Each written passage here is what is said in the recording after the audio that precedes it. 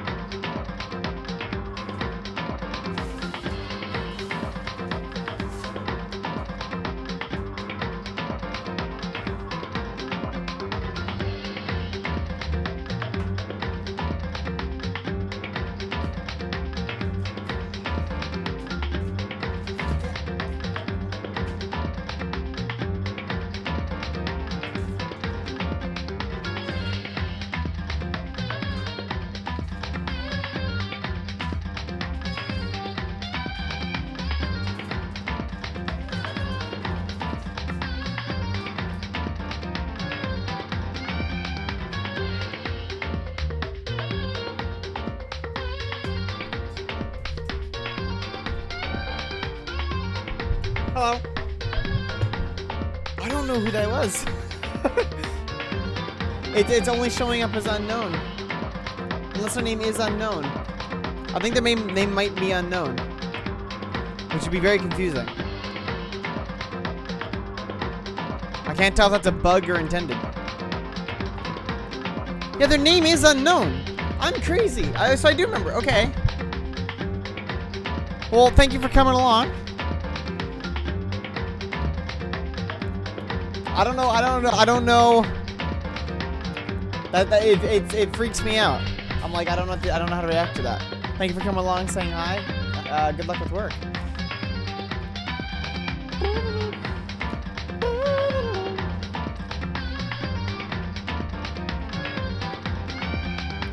I gotta make sure this never stays.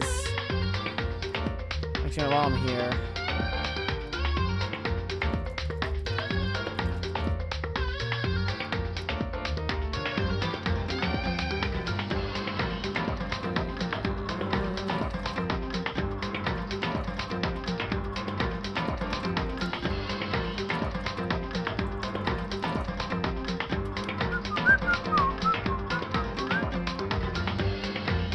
I gotta get back to playing Dual Destinies. It's just the phone pisses me off. Oh, you know, I want to watch the intro again. I love watching this intro.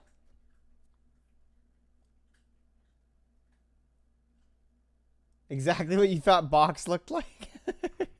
It probably checks out. Let's be honest. I don't think I look much different than what I sound like. Hello. Gonna get started in a few seconds here. I'm stoked. I'm stoked for the first trial.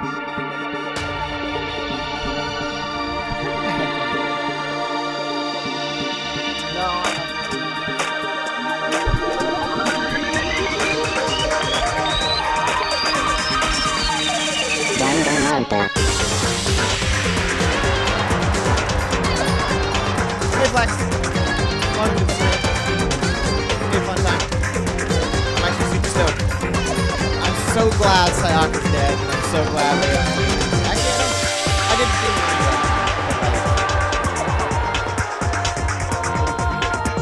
I didn't mind Leon, but whatever. I don't miss him. I don't want Hifumi. Can you just tell? Can you get rid of him? God, I hate Hifumi. He's so good. Look at his toes. Ah! So disgusting. Rip.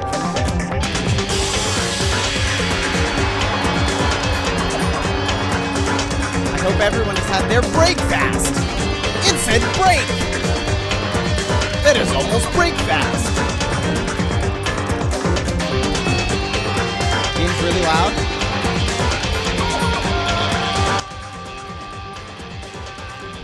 I'm gonna turn down my end.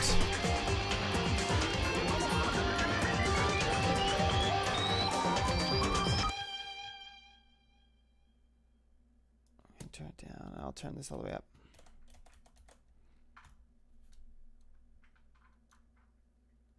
Taka's in-canon birthday on August 31st. So happy birthday. Happy birthday to best breakfast boy. Thank you. I am now 1 year older.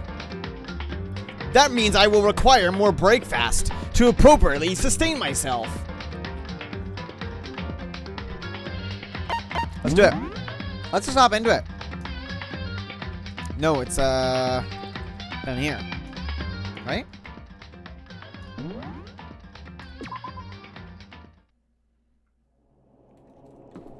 Ho ho ho ho! Ooh, it's happening. I'm nervous. I don't want to go. Oh man, this is gonna be something else. I'm spooked. I'm gonna put this over here.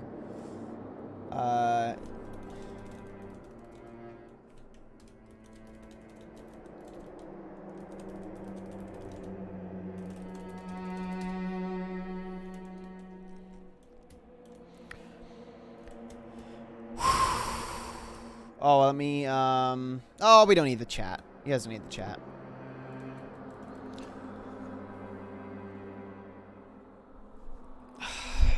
My hair's not been playing nice today. I really am stalling right now. I don't know why that's where I'm at in life, but I guess that's where it's at. Alright, boys. I hope you liked my voice acting, because as I understand it, it's not going to be doing much more. But we're about to do fucking something. You're late, Makoto! We've all been waiting for you! You were afraid you would be discovered as the murderer that you are. Listen to me. Let's not jump to conclusions just yet. Save that for the class trial. There we can all reveal the details of Makoto's crime. So they really are convinced I did it, but I didn't do it. Me and Sayaka both knew that all too well. But then who is the killer? The one who murdered Sayaka. Is he really one of us?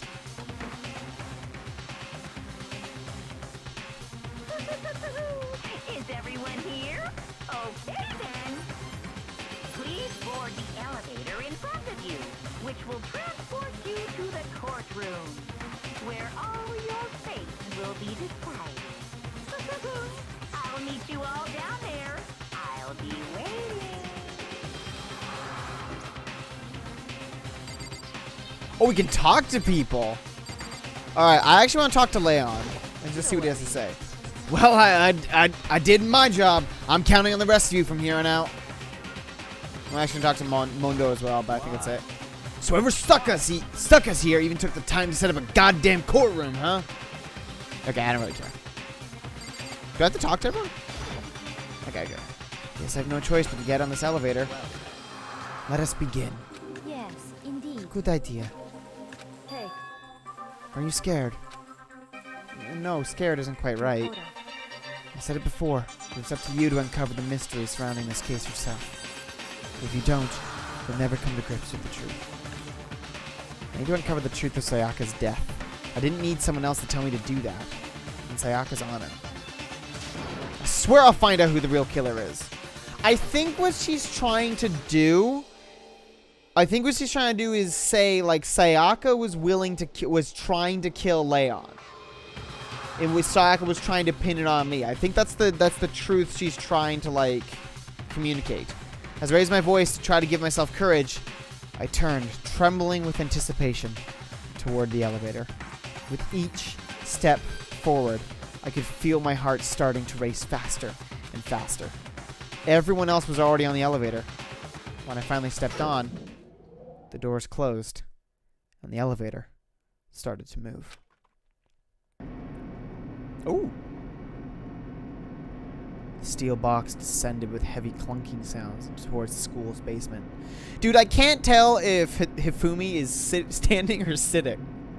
He could just be like Hershey's kissing it up.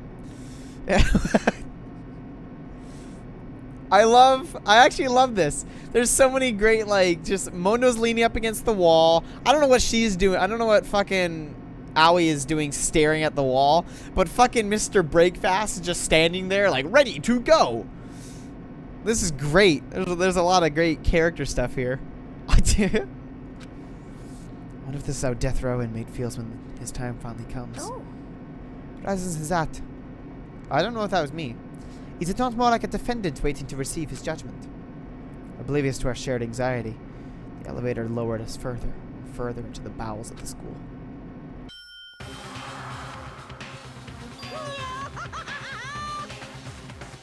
You finally arrived! What do you think? Doesn't it just feel like a real classroom? It's like a Hollywood movie set, right? Not even close. It's total shit. Okay. Everyone find your assigned seats and sit down. Hurry up now. Hurry up. We did what he said and found our seats. Oh, shit. Oh my god. Sakura's actually fucking massive. Holy shit. Look at her. Fucking look at her. What the fuck? She's huge.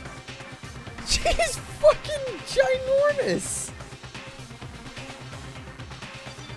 Oh, and then I see the okay, and then the portraits with the faces.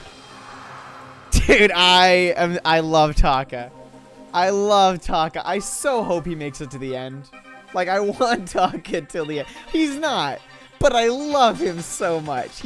I think he might be my favorite character.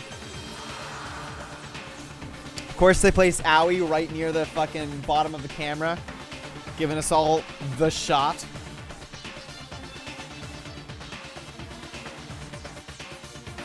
Dude, this is a fucking lineup.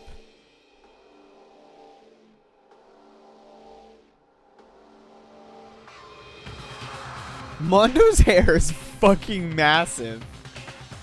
Look at Mondo's hair. Oh my god, that's crazy. Who's supposed to be right between Aoi and I don't remember, to the left of Aoi? Is that where Monokuma's gonna be? 1, 2, 3, 4, 5, 6, 7, 8, 9, 10, 11, 12, 13, 14, 15, 16. What? 1, 2, 3, 4, 5, 6, 7, 8, 9, 10, 11, 12, 13, 14, 15. Okay. The seats were arranged in a giant circle. Also not seats. It was set up so that everyone could see everyone else. It's also meant to be easy for anyone to transfer their tension and unease onto anyone else. The air seemed to grow heavy as we sat there. Stood. Oh. So the curtain on our first case opened. A deadly judgment, a deadly deception, a deadly betrayal. Deadly riddle, a deadly defense, a deadly faith, a deadly class trial. Monokuma is best girl. Yes.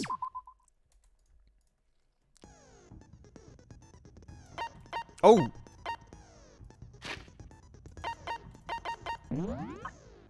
Oh, okay. Yeah, let's review real quick. I've talked a lot about this, but it's been a bit since I talked. So my current idea is that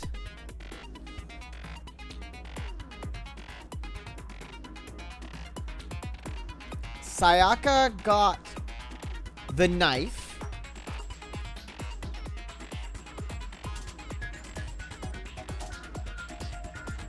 No, Sayaka got the knife. Tried to kill Leon. Leon grabbed the sword. No. Yes, Leon grabbed the sword in defense, overpowered her, killed her with the knife. Then used the orb that he stole from What's-His-Fuck to start the furnace from afar. Boom, bam, bop. Good to go.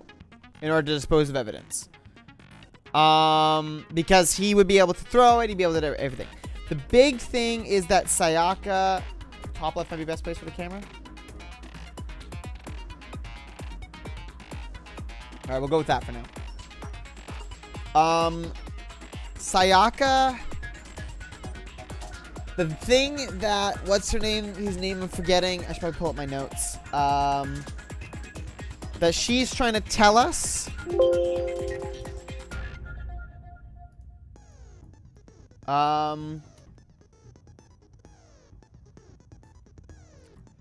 The big thing that she's trying to teach, what's-his-nuts?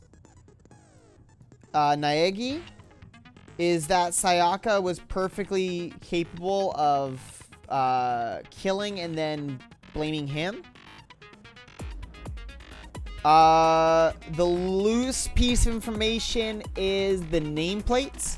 Because we still don't know whether, the nameplates were swapped before or after.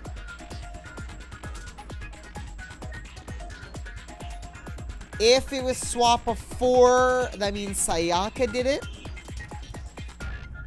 In order to... Probably to frame it.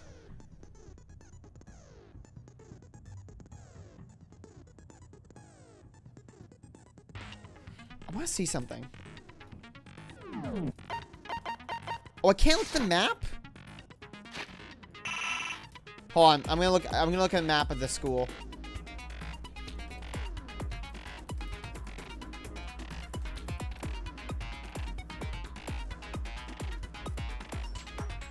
I'll make sure I don't spoil myself. Where's Leon? Leon's at the end of the hall, so he wouldn't necessarily have a good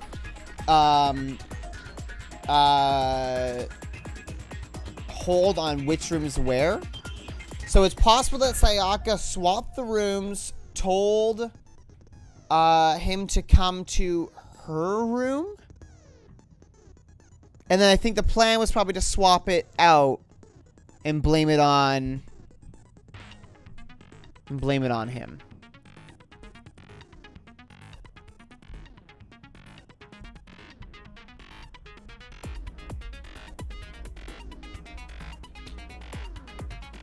What were the pieces? What are the missing pieces from there, though?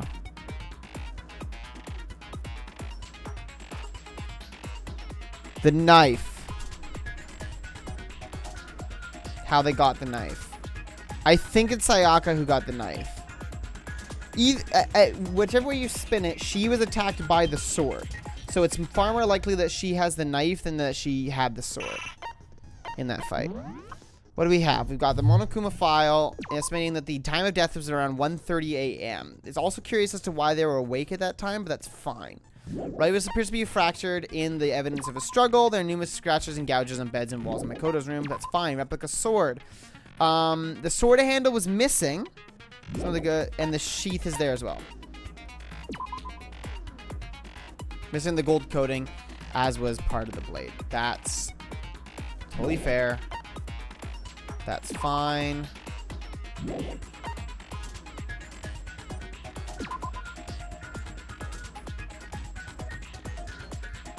Makoto's room key was found in Makoto's room.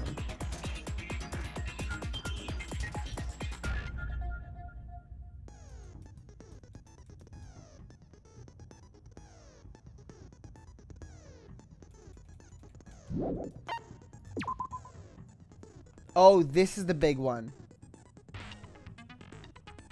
Because only Sayaka knows how to get into the thing. All the math students game, they haven't used theirs either. Yeah, so this is the confusing part. Because if it was entirely self-defense,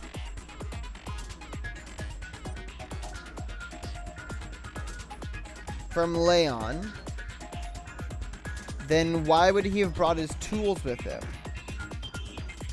Which may honestly end up being that Leon did go with intent to kill.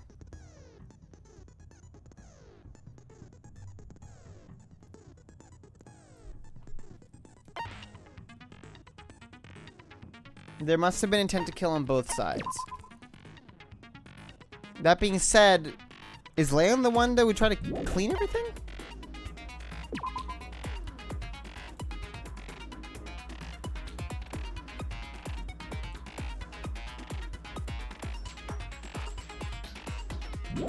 She can use the sword. This pisses me off so much. It's such a stupid joke. Or not joke. It is a fucking joke.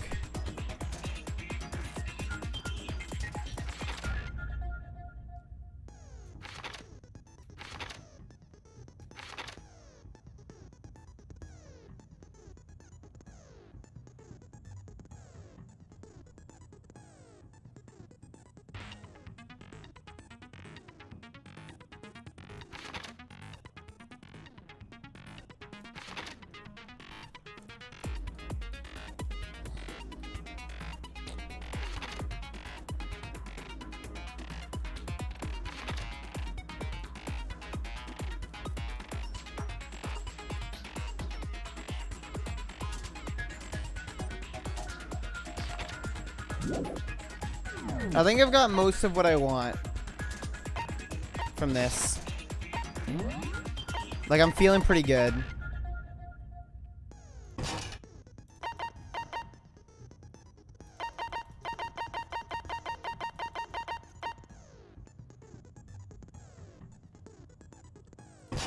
What? Okay. Is that it?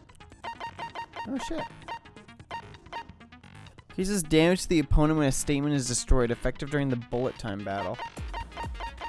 I guess this is just what I have. This is all of it. Holy shit. Okay. I think that's everything. Boys and girls, we're about to enter the first class trial. Oh. It was Naegi.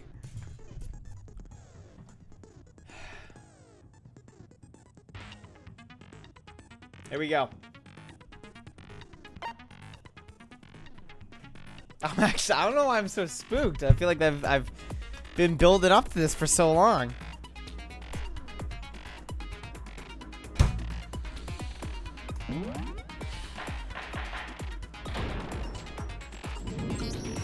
Let's begin with a basic explanation of the class trial. So, if I fuck this out, this would be so sad. The results. If you can figure out who done it, then only they will receive punishment. But if you pick the wrong one, then I'll punish everyone besides the blackened, and the one that deceived everyone else will graduate. And the killer really is one of us, right? Of course. Okay, everyone close your eyes. And whoever did it, raise your hand.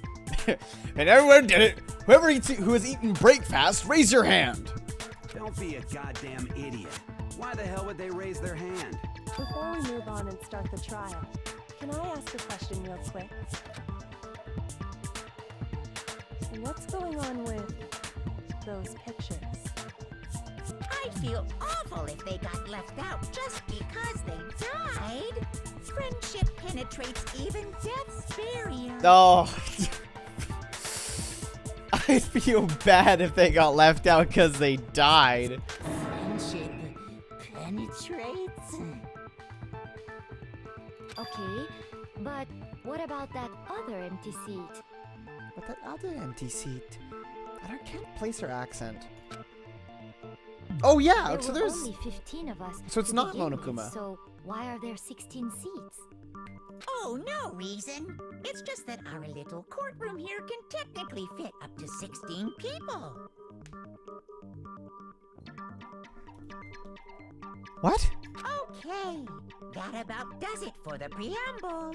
Get ready to get started. I am suspicious. First up is the case summary. I like that they mentioned it there. Now, let the class trial begin.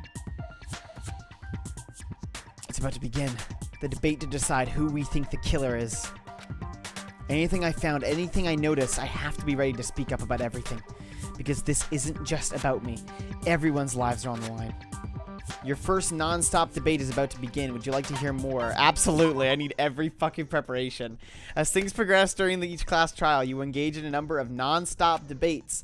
During these discussions, characters will speak one after another without pause. Fuck. It's up to you to unearth any lies or contradictions buried within their statements. What this means is that you'll have to use your truth bullets to refute what they say. I love it. Look, nothing against this game so far. I don't really think it's that bad, but I think truth bullets is a hysterical name for something. Your truth bullets. Any relevant truth bullets you found during your investigation will be loaded into the truth cylinder. Then keep going. Yeah, I'm going to shoot truth bullets with my truth gun. I'm going to commit truth death. Use the mouse to aim. Oh god, shooting mechanics.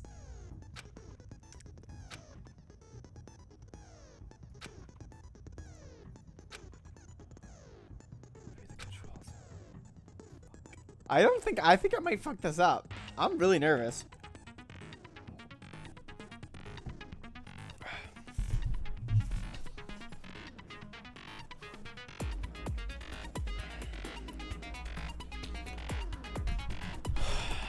Are you guys ready?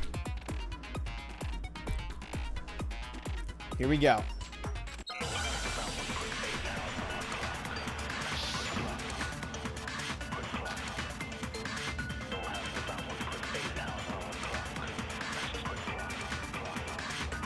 I assert that the one who was murdered was Miss Sayaka Maizono. Yeah, but you know that part already. And the murder took place in the first room. In the bathroom. So it seems most likely the killer must have taken her by surprise while she was in the bathroom. But didn't even have a chance to resist. No, it's wrong. Oh, I get it. Okay, I get it. Okay, I got it now. Break. Just a second, Chihiro. Try to remember when I leaned. I'm getting really excited. Holy shit, I don't know why I'm already like so fucking pumped. With the way things have been damaged, I think we can definitely assume there was a struggle. A struggle? Between who and who? Between Sayaka and the killer, of course. So you're saying Sayaka wasn't caught by surprise in the bathroom? Objection! She must have been attacked in the main room first. Then, she ran to the bathroom to try and hide. The killer followed her in, and that's where they finished the job. It doesn't matter. That much should have been obvious after taking one look at the scene. It shouldn't even need explaining. Sorry. He doesn't have a transatlantic accent. Okay, so what's next? Next is the subject of the murder weapon. Wow, this is starting to sound like a real trial. We need to determine what was used to kill Sayaka.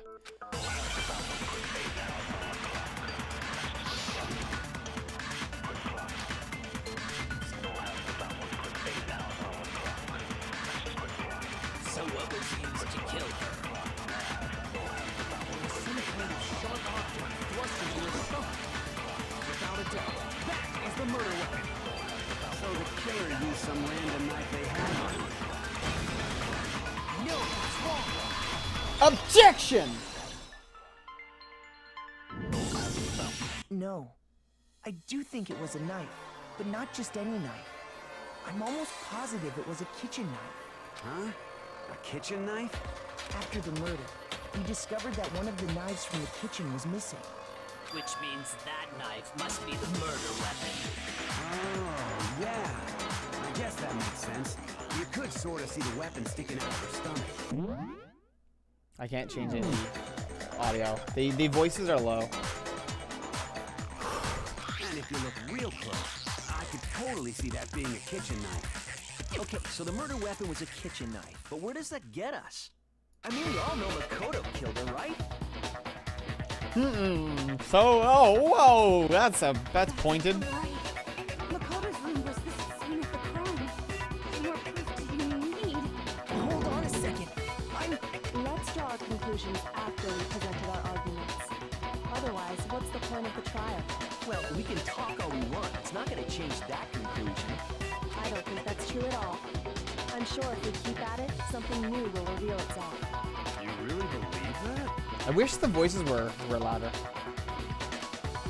She's right, there's gotta be a breakthrough somewhere just waiting for us to find it. Because I know damn well I'm not the killer.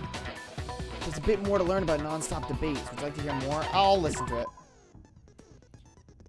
You can concentrate by holding the space key. While you're concentrating, time will slow down so you can pay closer attention to whatever you're saying. On top of that, it'll steady your aim, making it easier to target potential weak spots. It's the focus gauge. You can't concentrate with the focus. Oh, fuck. I can't turn the voices up at the moment. Always account.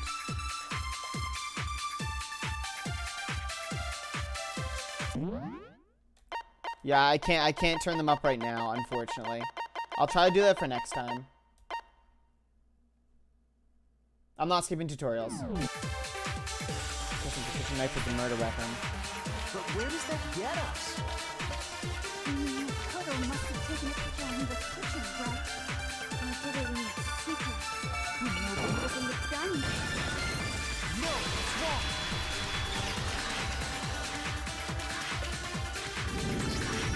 Okay, wait. Hold on. I didn't take the knife from the kitchen. Next, you're gonna say you're not the killer, right? Go ahead and say it all you want. Well, what if I have a witness? What do you think, Hina? Huh? Remember what you were telling me earlier?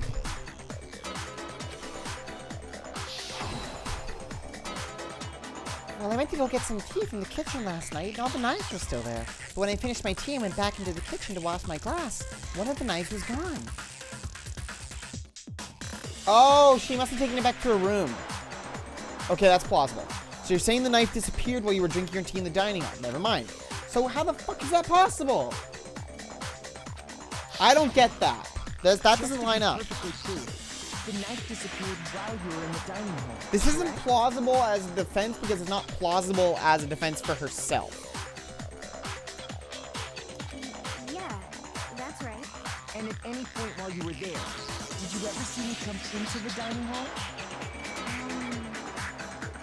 No, I don't think so. You don't think so? No, he definitely wasn't there. The knife disappeared while Hina was in the dining hall. But I wasn't there the entire time. In other words, there's no way I could have taken the knife. Okay, then what about this? What if the idiot swimmer girl and Makoto are in on it together and lying to protect each other? Idiot swimmer girl? Oh, and more importantly, why would I get involved in something like that? Speaking of which, I'd like to ask the bear, if there is an accomplice, do they also become blackened?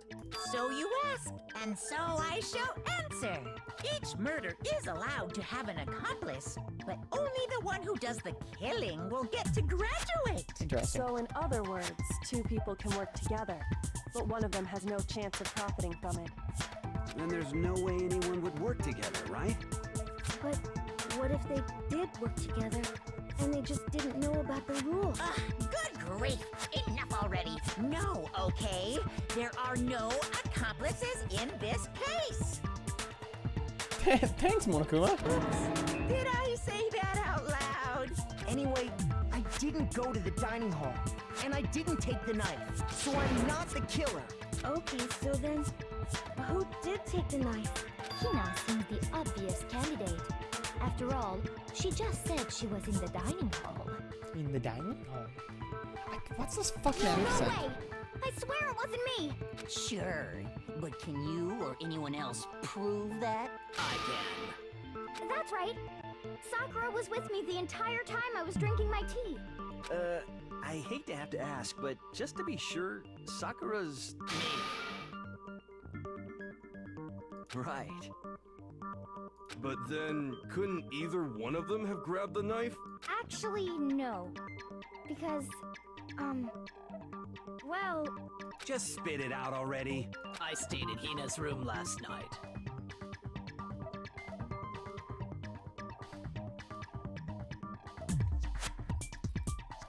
Hey, I ship it. I ship it. Well, I ship that shit. I ship it. I hope that's what's up. I fuck with that. Oh, that's adorable. I hope that's what's up. That's adorable. What? I hope. That's cute. That's real fucking cute. Yeah, you fucking tell him, Sakura. I got so scared thanks to those creepy videos. I wasn't really thinking. I just asked her to stay over. Which means we have airtight alibis. You stayed over? Doesn't that violate one of the school regulations? We're not allowed to sleep anywhere but the dorms, but it doesn't say we have to stay in our assigned room. So, I don't think that's a problem. It is a problem! A boy and a girl spending the night together? It's unwholesome!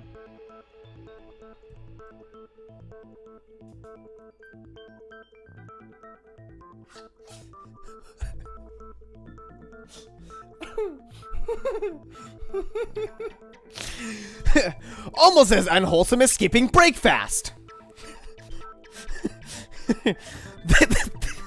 That is the order of my court of laws. Celibacy, breakfast.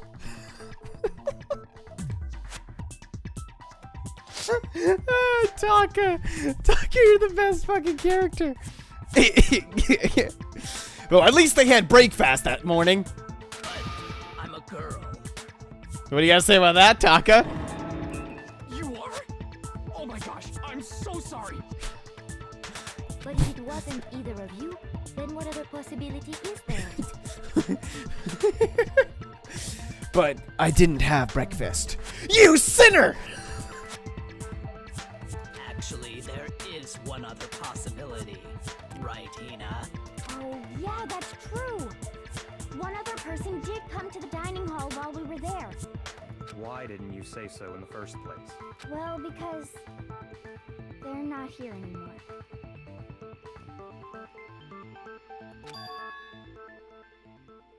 Sayaka? Or... Sayaka. Nice, okay. She's the Yeah, one who came to that the checks dining out. hall.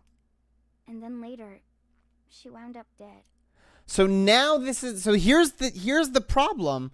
Is that Sayaka brought the knife, which makes sense. It's still going along. But then why did Leon go to her room with an intent to kill? Because he would have had to have had the intent to kill...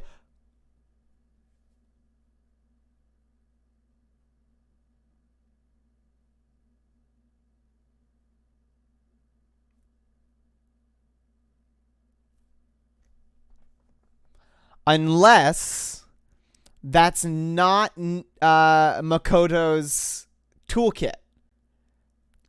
Unless Leon used his toolkit, killed Sayaka, swapped the toolkit, did the fucking incinerator shuffle, and went back to bed.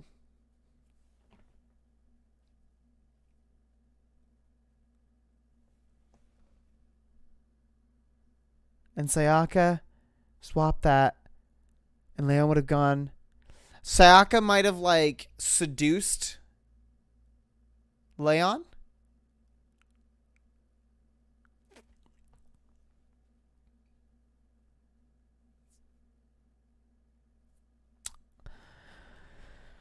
I'm not sure,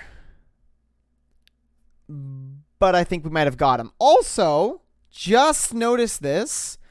On her blue shorts, right there. Is that the Monokuma symbol?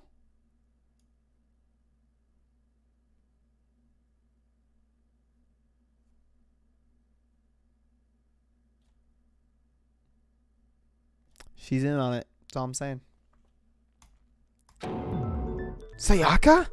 Okay, so the person who took the knife from the kitchen was... I got it!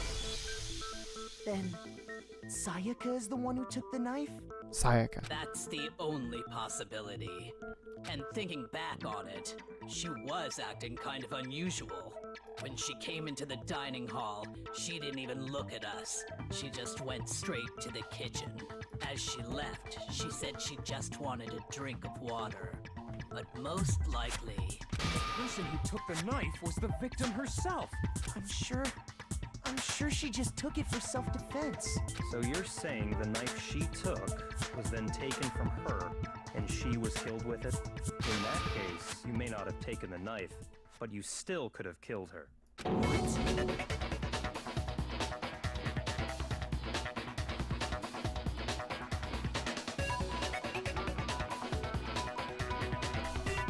I don't know why.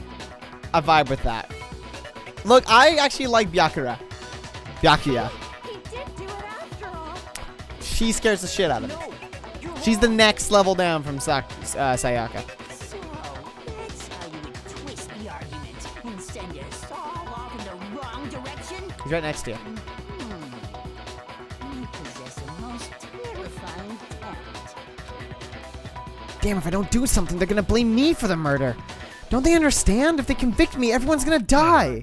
It's still too early to decide conclusively that Makoto is the killer, wouldn't you say? Because you see, if the room did belong to the killer, then they did something most bewildering. And until we unravel that little mystery, you simply can't declare that he's the killer. Fumi's too smart. Bewildering? What the hell are you talking about? Something was missing from the scene of the crime that by all rights should have been there. You know what I'm talking about, don't you? Oh, fuck. What? Hangman's Gambit. As things advance further in a class trial, the Hangman Gambit will eventually take place. The point of this is to reveal an important phrase related to the incident in question. You'll have to deduce the phrase from the letters flying around and the letters already known? What? Complete the phrase by shooting on the flying letters in the right order?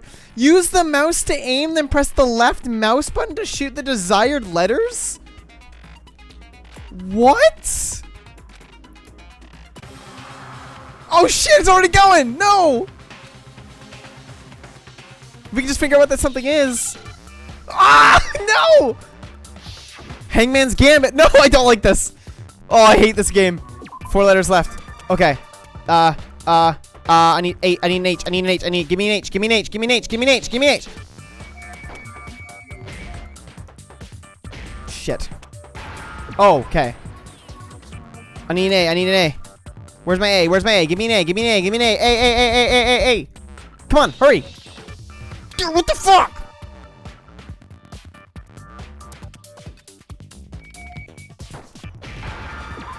Okay. R. I'm sick. I know it was a 4-letter word, but I'm still hype. Damn, I don't like that. That scares the shit out of me. There wasn't a single hair. I have a feeling that could be really bullshit. There wasn't a single hair on the floor. Still don't really know what the implication of this is. So, the culprit removed some evidence? Yes. And if I were the culprit, why would I need to get rid of all the hair in my own room? It wouldn't be unusual at all to find my hair at the crime scene if the crime scene is in my room. The reason all the hair was gone was to remove any trace that Sayaka had ever been there. That makes sense, does it not? Does it? No. If that were the case, they would have had to do something about the body itself, not just her hair. Yes, very true, very true. Okay, then why wasn't there any hair on the ground? The killer got rid of it all, of course, to remove any trace that they had ever been there. And that means... The killer has hair! Precisely. It's simply beyond reason to believe that the room's owner and the killer are one and the same. Boom! Thanks, Kyoko. Makoto isn't the culprit? Yeah, bitch! Are you sure we can decide something so important based solely on the absence Okay, of... Taka, I really like you. Can we not fuck that up? No. There are other reasons that prove why Makoto couldn't have done it. I would like to hear these reasons. Do you remember anything remarkable about the bathroom at the scene? Yes. Sayaka was attacked in the main room first, then fled into the bathroom. Yeah, then they ran after her, got into the bathroom, and stabbed her. And how did the killer get into the bathroom? Did they have any trouble with it? What do you mean? It's fairly certain that the killer had some trouble getting into the bathroom. There was clear evidence left behind. Do you remember, Makoto? Killer struggled getting to the bathroom, and the evidence that proves it is...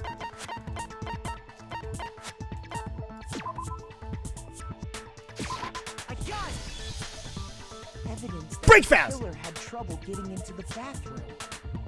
You're talking about the doorknob, right? Huh? The doorknob? What doorknob? I don't believe in The doorknobs. doorknob for my bathroom. It was completely broken. See how the top part was unscrewed? And the doorknob's about ready to fall off? Oh, yeah, true.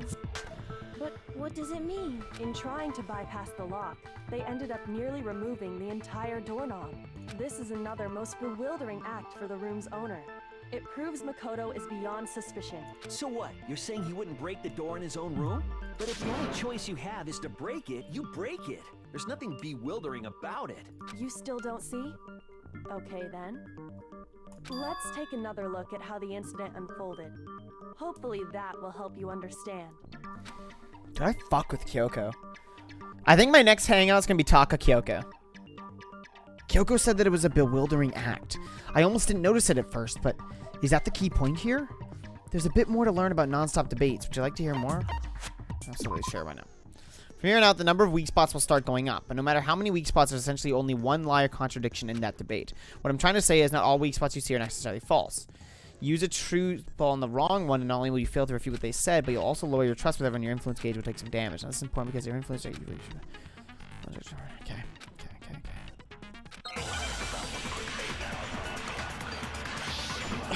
Okay, let's go. Bathroom door frame. The incident took place in Makoto's room. Sayaka was first attacked in the main room. That checks out. She then fled into the bathroom. That checks out. Then the killer ran after her, and they got into the bathroom. At that point, the killer had to try and bust down the door. Because Sayaka had locked it. What? Oh. And finally, Wait, what the fuck? culprit had Sayaka Did I cornered. miss? To finish the job, they stabbed her with the I must have missed. It was you, wasn't it, Makoto? Can I go back? We already know the answer. So can I miss? It's obvious that my bathroom door wouldn't open, but the real reason for that is... The incident took place Oh, okay, in okay. Makoto's room. Sayaka was first attacked in the main room. She then fled into the bathroom. Okay. Then the killer ran after her, and they got into the bathroom. At that point, the killer had to try and bust down the door. Oh, I fucked it up. Wait, what did I miss? Okay, hold on. I need to listen to this all again. The incident It took place in Makoto's room. She would have been, yeah, she would have been attacked. Sayaka was first attacked in the main room. She then fled into the bathroom. She was attacking in the room. That checks out. And they got into the bathroom. At that point, the killer had to try and bust down the door. Because Sayaka had locked it. No, oh, I'm an idiot. And finally, Fuck me. had Sayaka cornered. Fuck. I'm gonna get pissed. No, yeah, because they didn't lock it. It was because the door was fucked. Yeah. Wasn't it, Makoto? Admit it. We already know I was the caught up answer. on the... I was caught up on the whole,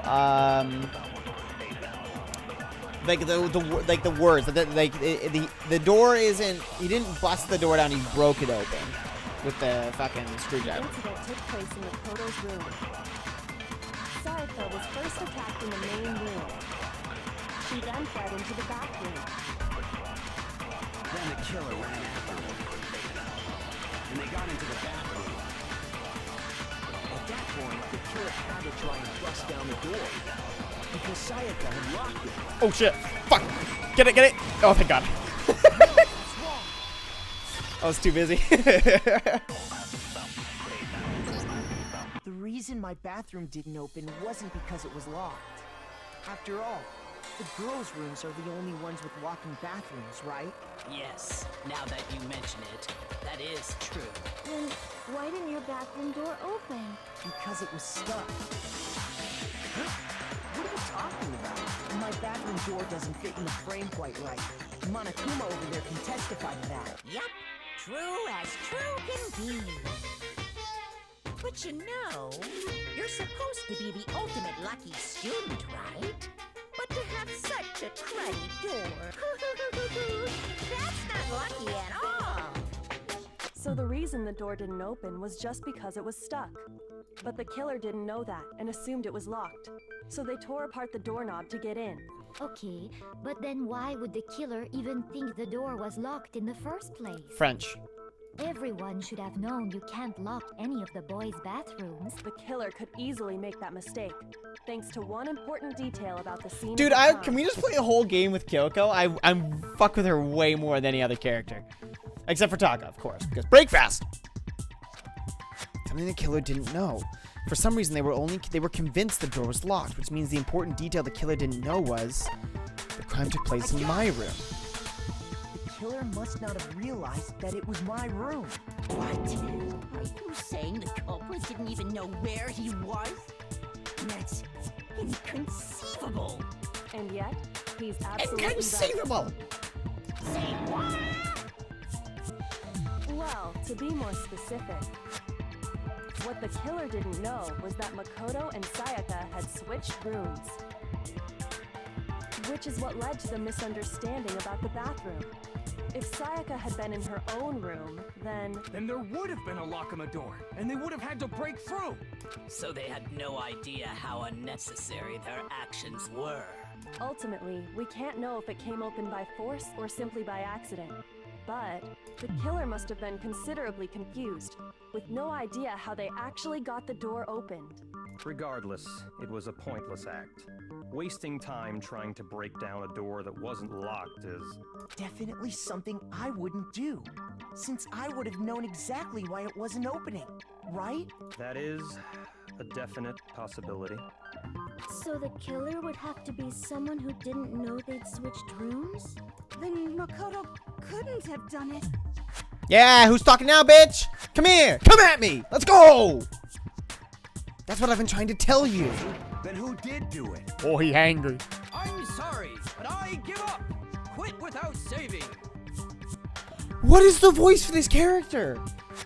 But what happens if we can't decide on who we think did it? Well, why don't we just vote right now? Majority rules. Majority rules? You really think that's a good idea? Yeah, our necks are on the line here. Someone seriously needs to do something. For serious. Does no one have any other thoughts or questions? It does not matter how trivial they may seem.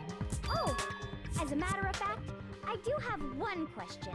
Oh, you... Oh, she doesn't seem too happy. You gotta sound so disappointed. It's fine, it's fine. Just ask your question. Oh yeah. Okay, so, well, I was just wondering, how did the culprit get into Makoto's room in the first place? This is gonna be the thing that Kyoko wants me to know. Yes. How did the killer get inside? Maybe Sayaka just dropped the key somewhere and the culprit picked it up. That's possible, right? I don't think so. That seems way too convenient.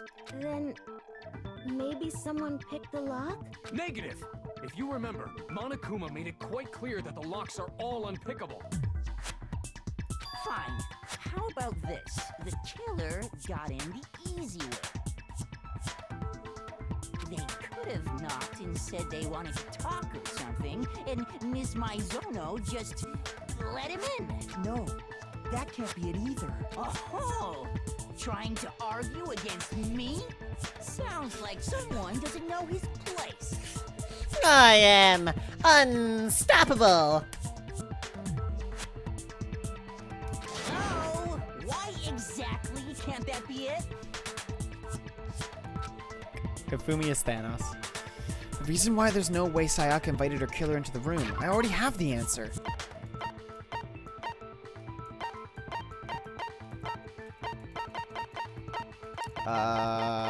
Do I have it here? It's in here, right? I got it! Because Sayaka was already scared, remember? That's why she asked me to switch rooms in the first place. I hope that this is wrong. This is wrong evidence. And I think that'd be a really interesting thing for the game to throw at me. Same goes for you, Sayaka. No matter who it is, don't open your door for anyone. Even if I'm sure it's you, I absolutely won't open it. Otherwise, what's the point of even switching? Knowing what she'd been through, I just can't believe she would have opened the door for anyone. What if her being scared was a lie? Huh? What the hell is that supposed to mean? Why would she lie about something like that? I know you don't want to consider it, but look at this and tell me. Can you still deny the possibility? Oh, shit.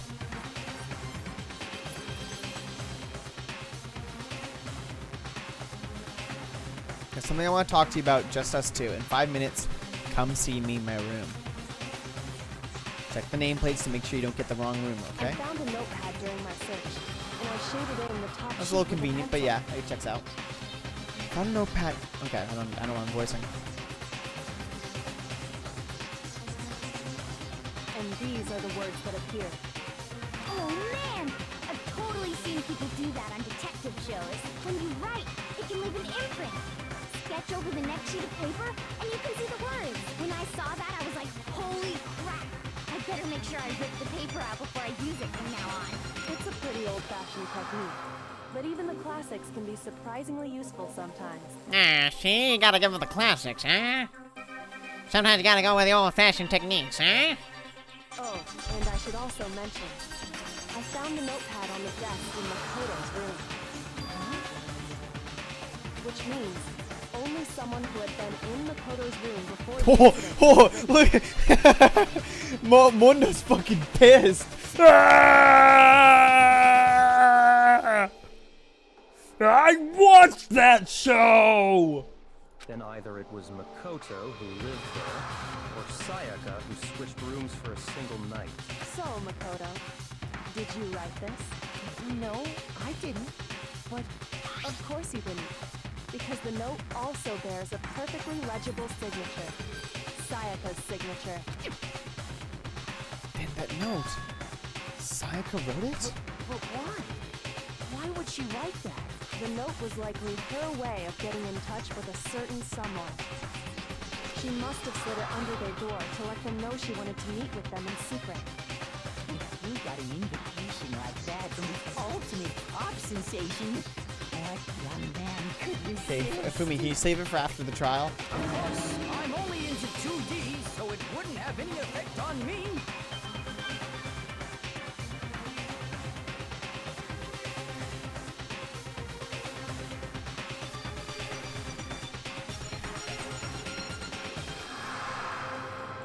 Oh, God, Ifumi, everything about you Can we be is... sure anyone even got this note? I fucking hate him so much. I hate his voice. The things he talks about, I hate the way he looks. I hate Hifumi. And honestly, even if they did, I do not think they are at all involved in what happened. It's a weak French accent, but it is a French accent. Huh? What makes you say that? Would you like to hear what I have to say? Very well then.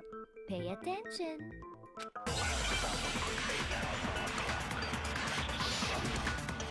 I don't know what it is about the 2D art style on 3D, but it's just really good. I really like it. Sayaka, Makoto switched rooms, correct? But in the note, the place they were asked to come to, it specifically said, my room. I see. So if someone read that note, then they would have gone to Sayaka's room. Exactly. The room that Makoto was staying in. So in other words, even if someone did read the note and did what it said, they would not have any connection to what happened. It certainly would seem that way. What's the wrong? The reason the killer went to my room and not Sayaka's, despite what the note said, it must be because... Sayaka and Makoto switched rooms. Switched rooms. That's correct. But in the note, the place they were asked to come to, it specifically said, my room. That's also correct. So if someone read that note, then they would have gone to Sayaka's room. Exactly. The room that Makoto was staying in. Okay, yeah. No, it's wrong.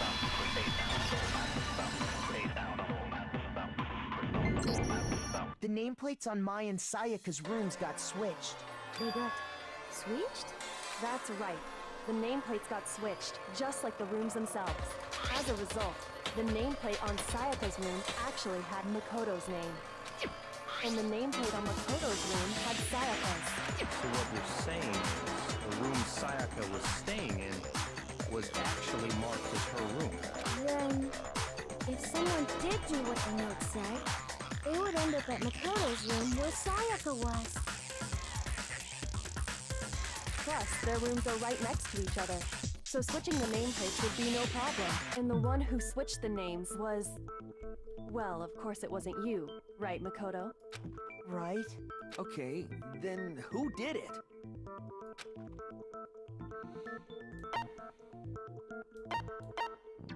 I got it! Me and Sayaka were the only ones who ever knew about us switching rooms. So the only other person besides me who would even know to switch the nameplates was Sayaka. You can also infer as much from her note. There's something I want to talk to you about. Just us two. In 5 minutes, come see me in my room. Check the nameplates to make sure you don't get the wrong room, okay? She specifically tells the reader to check the nameplate. She would only have written that if she knew the nameplates had been switched. But why would she switch them in the first place?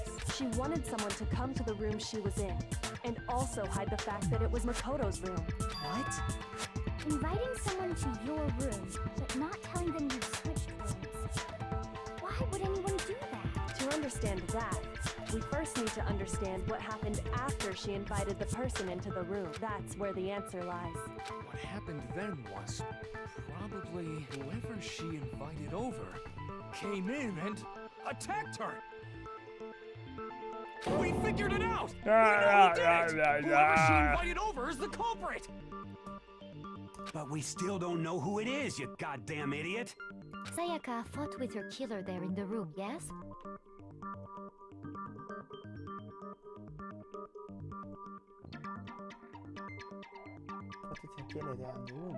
Perhaps the answer to our previous question lies in that initial struggle. Maybe it's Asian. Yes, I think you're right. Then... we just have to figure out what happened during the fight, right? That reminds me. There was a replica sword at the murder scene.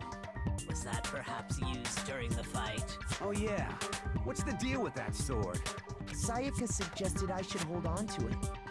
I thought it might come in handy if I had to defend myself.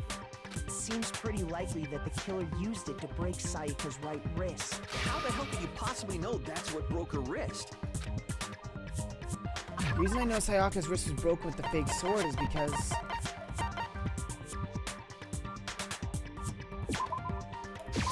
I got it! All you have to do is take a good look at her broken wrist, and it should become pretty clear.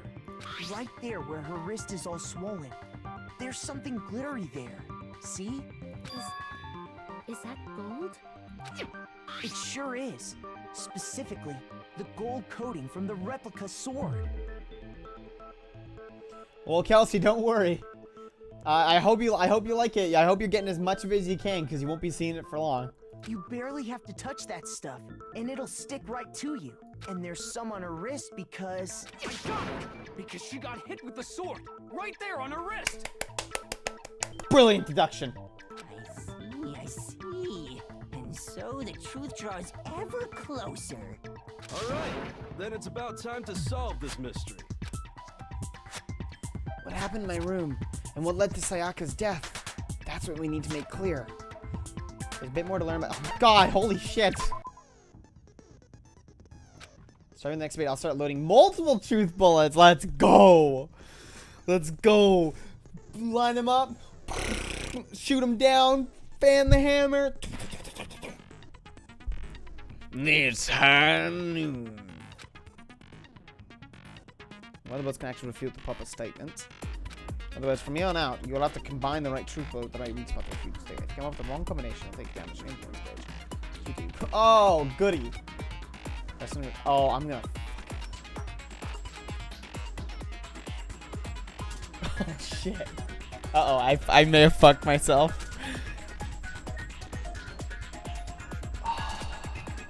Oh, they're dumbing down the difficulty for me. What? I didn't ask for that. Replica sword sheath, kitchen knife set, replica sword. Me. When the fighting broke out, the culprit grabbed the sword, and that's when the first blow was dealt. A sword-based sneak attack. And that's what broke Miss Maizono's wrist. So she tried to fight back. She grabbed the kitchen knife she had hidden away. But then the culprit took that from her too. And they killed her with it. And that's exactly what happened.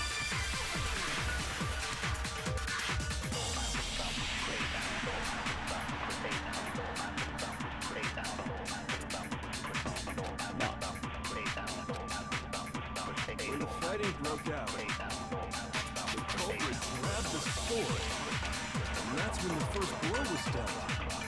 A sword-based sneak attack. What?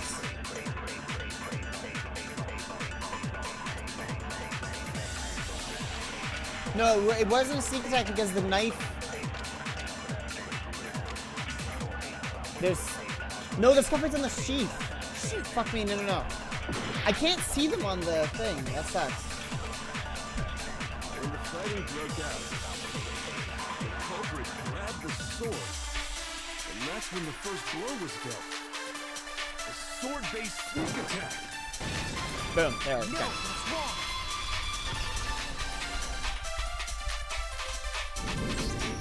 Actually, no. I don't think the fight started with the sword. Why not? Because the sword sheath had been scratched. See? There's a gash in it. Like someone cut into it with something sharp. Something sharp? You mean like the kitchen knife? That was the only sharp thing found at the scene. Stop jumping ahead. Slow down and explain it so I get what the hell's going on. Mundo need help. If the sword was used first, there wouldn't be any explanation for the scratch on the sheath. If you are going to attack with the sword, you take it out of the sheath first, right? That's true. With the sheath on, it'd be heavy and bulky and useless as shit. Okay, so how did the sheath get damaged? If they got attacked with the kitchen knife, maybe they grabbed the sword as a defensive impulse. In that situation, there wouldn't be any time to actually unsheath the sword. So you're saying the sword was initially used to defend against an attack from the knife? Which means whoever had the kitchen knife was the one who attacked first. I think I get it. So here's how it all played out. The culprit came in, found the kitchen knife hidden there somewhere. Then they took the knife and attacked Sayaka before she knew what was happening. So she grabbed the sword to defend herself. But then the culprit took that from her too. Then, after they broke her wrist with the sword, they took the knife and finished it. Bless your heart, Taka. sorry, but I don't think Sayaka used the sword to defend herself. What? How the hell can you not think that? Because she never held the sword at all. There's a certain part of her body that makes this clear. It's fucking fascinating. I got it! You're talking about her palms, right? The palms of her hands were perfectly clean. So I don't think she ever picked up the sword. How can you know that just by looking at the palms? Mondo only pawn in Game of Life. Fucking amazing movie. Like I said before, the gold coating on that sword comes right off. All you have to do is touch it. In fact, if you look, you'll notice that a lot of the gold has already come off the handle. It's safe to assume that's because whoever used the sword got some of it on their hands. There's really no way she could have picked it up and come away completely clean. Maybe she washed her hands after she needed to escape into the bathroom. Sorry, but I don't think so. Why do you say that? Is it because you think I'm ugly?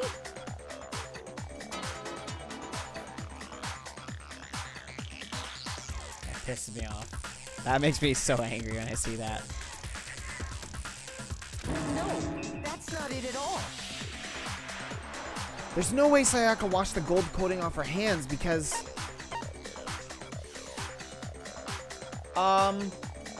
the water was off. I got it! According to the Monokuma file, Sayaka's time of death was around 1:30 a.m. Me big brain. Brain massive. Ah, In other words, at nighttime. big And the water brain. in the bathroom shuts off at nighttime, right? Feel muscle swelling. Oh, I didn't know that. Actually, I haven't taken a shower. Okay. You're no different. You smell like a big fat ugly donkey. I'm not sure whether to take that as an insult or a compliment.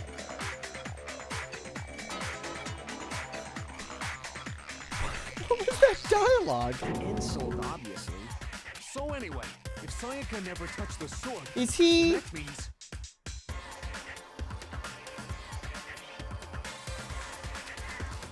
Is he... the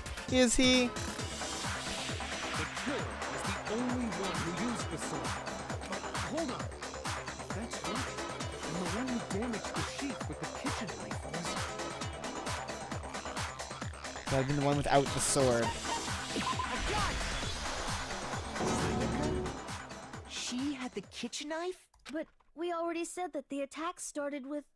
The person with the knife attacked first, and the sword was used as an impromptu defense. God, I'm One so who attacked fucking first intelligent. was... Like, you can feel it. I can feel my brain swelling against my skull as we speak. I need to go to the hospital. Sayaka? Now do you understand? She wasn't a blameless victim in this. No, far from it. It's almost as if she'd been threatening to commit a murder of her own. I vibe with this game. I vibe with this game so much. I fuck with it, guys. I fuck with it. To fucking all y'all in chat who've been telling me to play this game, holy shit, out of this fucking game. What the fuck? I'm getting some juice.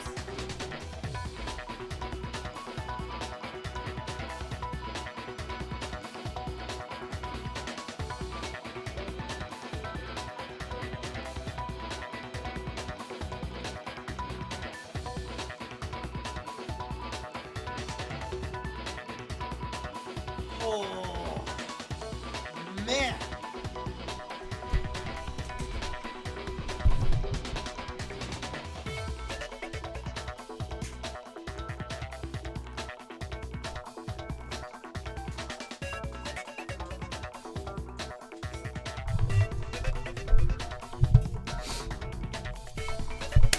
Let's break Makoto's fucking psyche.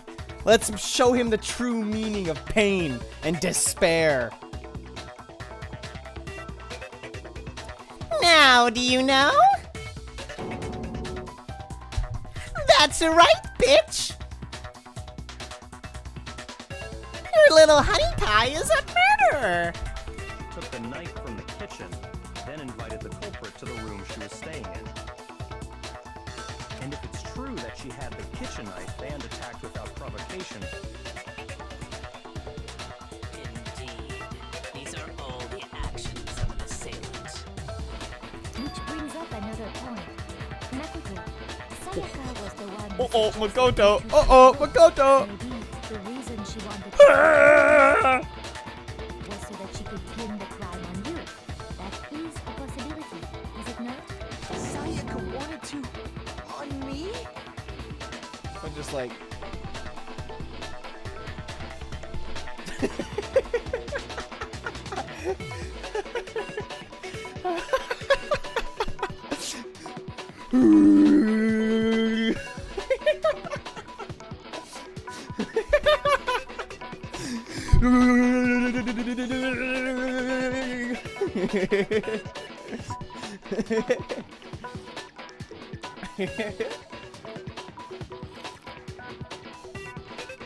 That would also explain why she would switch the nameplates.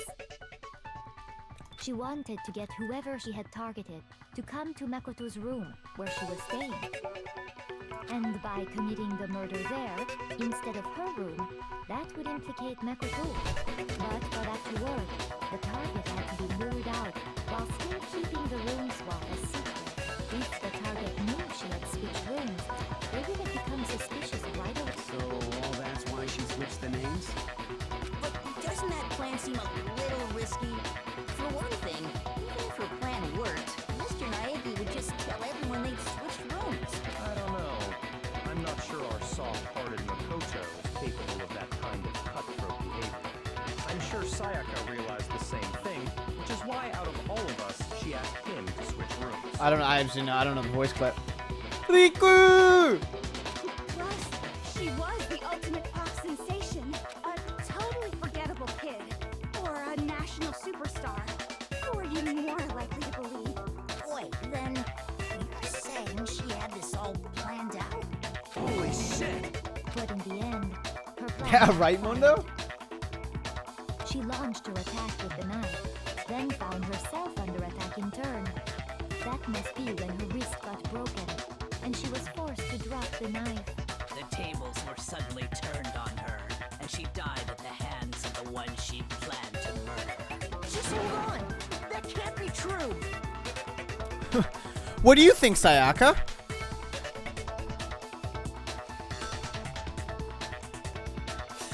I don't know. I think it was Leon. I think so too. I love you, Makoto. I love you too. Oh God. Because, hey, you guys have totally derailed the argument. You're being super boring right now. Come on, hurry up and decide who did it. Wouldn't it be awful if I had to punish you all just because you ran out of time? Oh yeah, we gotta decide who we think did it. Makoto, right now you just need to concentrate on figuring out the answer to this mystery. If we can't uncover who murdered Sayaka, it's over for all of us. Is it really all over? Obviously, I'm committed to finding out who killed her, but what can I do? I mean, as far as clues go, there's nothing left. Here we go. Crash to the Always account and dying message. It's easy just to say, hey, decide who did it. But there just aren't any more clues, right? Oh, fuck me, I missed. And let's review all the clues we've found up to this point one more time. Do we really have time for all that? If we don't do something, we're gonna die! Wait, no, hold on. That's right, there is still a clue left that that can lead us to who killed her. Sayaka left it behind. It's easy just to say, hey, decide who did it. But there just aren't any more clues, right? Bang!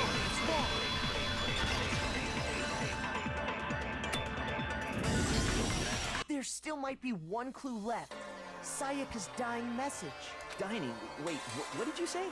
The dying message. She wrote something on the wall behind her, remember? 11037. Written in her own blood. There must be a clue about the killer hidden in there. Well, before we get too far into that, I need to ask, can we really be sure that Sayaka is the one who wrote it? There's no question that Sayaka wrote that message, and I can prove it. Left. I got it! Her left index finger had blood on it. That could only be because she used that finger to write the message. I see.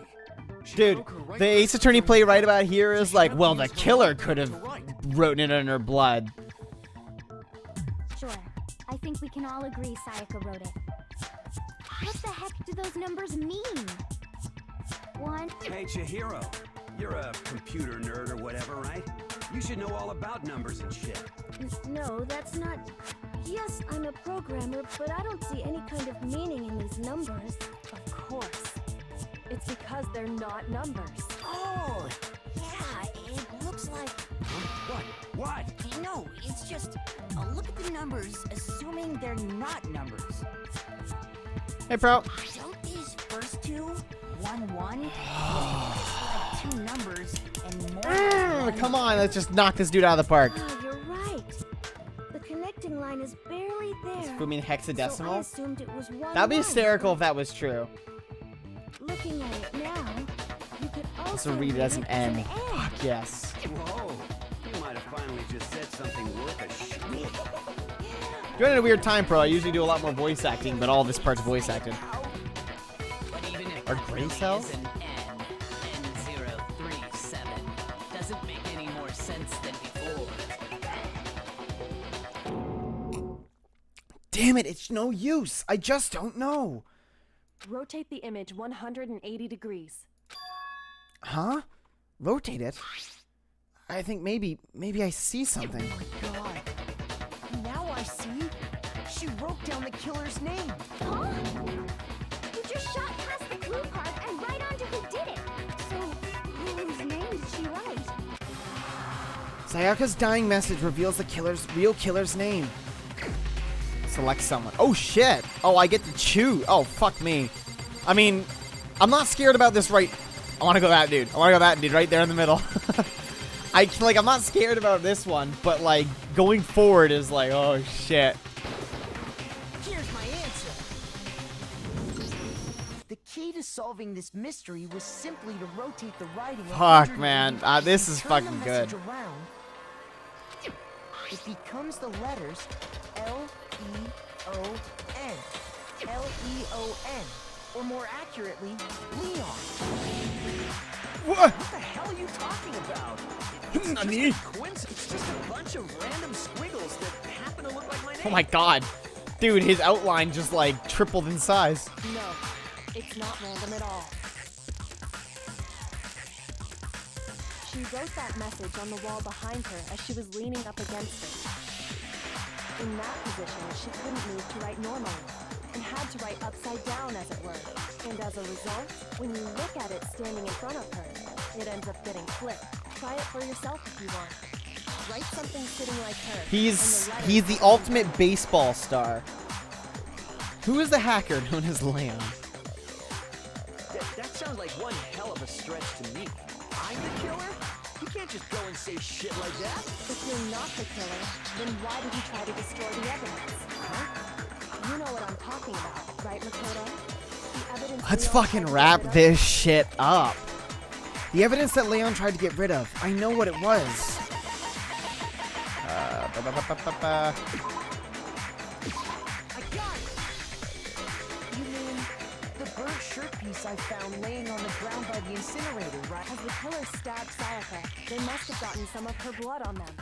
And to dispose of the shirt covered in the victim's blood, they threw it into the incinerator. But one piece burned off and got left behind. And the killer didn't notice. If they had, they most certainly would have panicked. Isn't that right, Leon? But is one scrap of fabric enough to conclude that Leon is guilty? Yeah, I mean, Leon's not the only one wearing a white button. That's right. There are plenty of other people here with shirts like mine. It's just that one little charred piece. There's no way you can say for sure who it belongs to. You're right. alone isn't enough. But there are some other points that may reveal the truth. Are you finally starting to understand? The answers to all the riddles. I don't know, like, this is an awkward position for me because usually I do so much, I interact with the game so much more, but I'm just fucking, like, watching the game go by. I think so. The burn remains of the button-up shirt, which the killer wasn't able to get rid of. There's something about it we need to pay attention to in order to figure out who's responsible.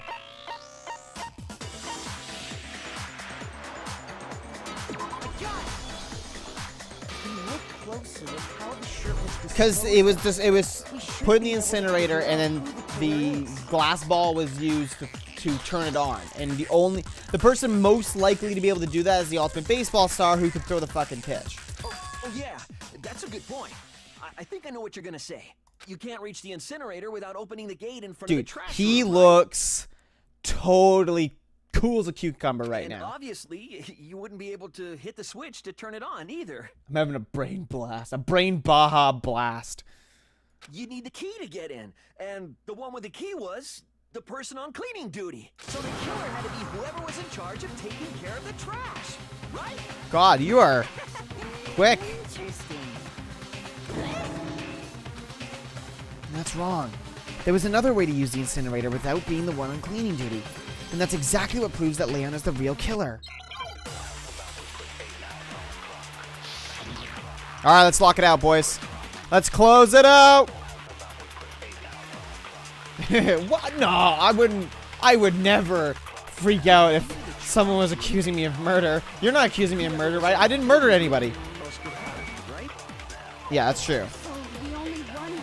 Okay, these. Okay, keep going. The person in charge of the trash? And you'd have to get close to the incinerator in order to destroy the evidence.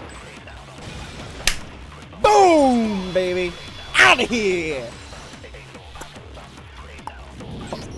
I can't do it loud enough. I fucked it. I fucked it. I know how someone could dispose of the evidence. Home run, Using the bitch. trash room key. But if you can't get past the gate, you couldn't possibly turn Not on if the you're a goddamn baseball star who can throw a ball. If you used this. Why is he holding out his hand like he's about to draw a card in Yu-Gi-Oh? My move, Kaiba! Shing, like that. What is it, some kind of glass ball? Busted to hell. Actually, it was supposed to be a crystal ball, But how would you use it? The killer had to use the glass ball in a certain way, which was divine with it. I got it! The killer simply took aim at the incinerator switch and threw the ball through a gap in the gate. All they had to do was hit that switch, and the incinerator would come to life. One thing that through a gap in the gate? Remember what you said before, Hifumi? You've activated my trap card! Depolarization!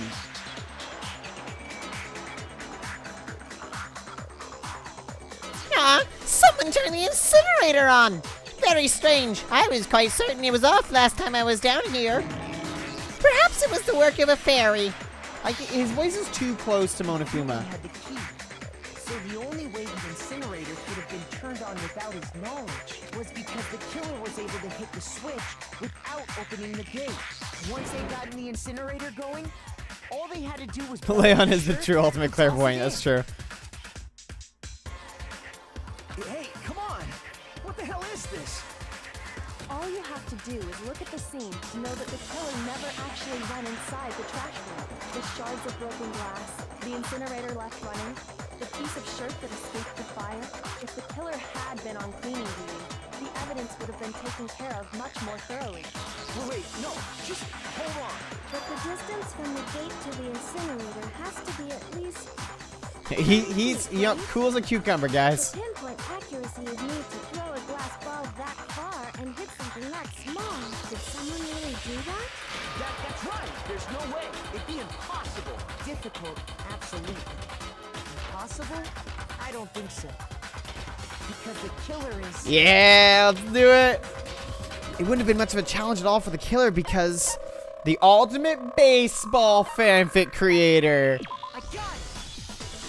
Because the killer is The ultimate baseball fanfic clairvoyant. Leon! Do you have any idea how stupid you sound right now? A target 30 feet away would surely be little challenge for the ultimate baseball star. Ah! You can't be serious. I'm not the killer. These goddamn shipper brains have got it all wrong, I'm telling you. You still won't admit it? Okay then. Makoto, go ahead and review the incident. All right, let's one do it, more boys. time. Let's wrap it up. Perfectly clear. The big breakdown. And with that, we can end this. Listen to me. What the hell do you mean, end this? Say what you want, Leon. But all the questions have been answered. And the truth has been revealed. Now here's what happened. Closing argument is about to begin. All right, let me know what's going on. One last element to bring the class at trial to an end. This is the closing argument. In this phase, you'll give a complete summary of the case. You'll have to reproduce the flow of events for the case in the form of a comic. However, you'll notice in the comic there are a number of pieces missing. It's up to you to complete the comic using the provided truth panels. Also, if you take aim at a missing section and press the left mouse button, holy cow, you'll get a hint that might lead to a breakthrough. Well, then good luck and have fun. What? Huh?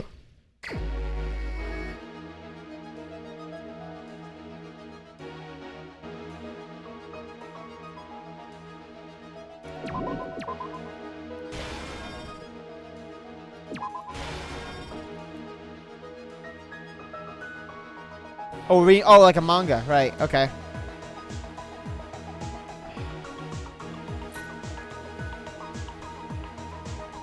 What? Okay, hold on. What? Is there more? Oh, there is. Okay.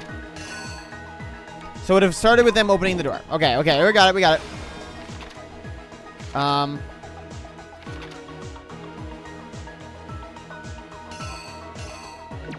There we go. So that goes there. He uses that to block. Then we go over here. He swings. And... oh, what the fuck? Oh, there's more. Fuck. Okay. Oh my god, there's so many. Okay. Hits her wrist and the knife drops. I can't tell if these are well drawn or poorly drawn.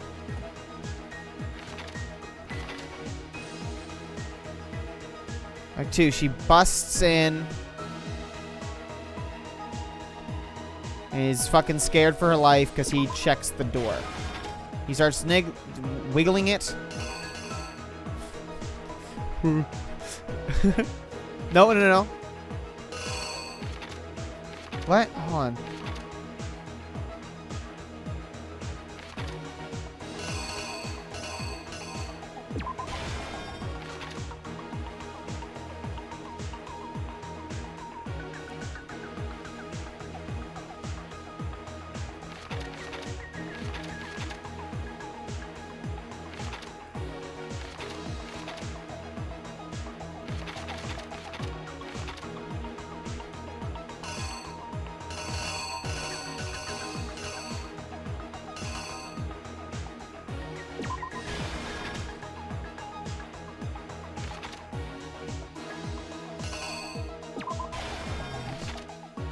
Okay.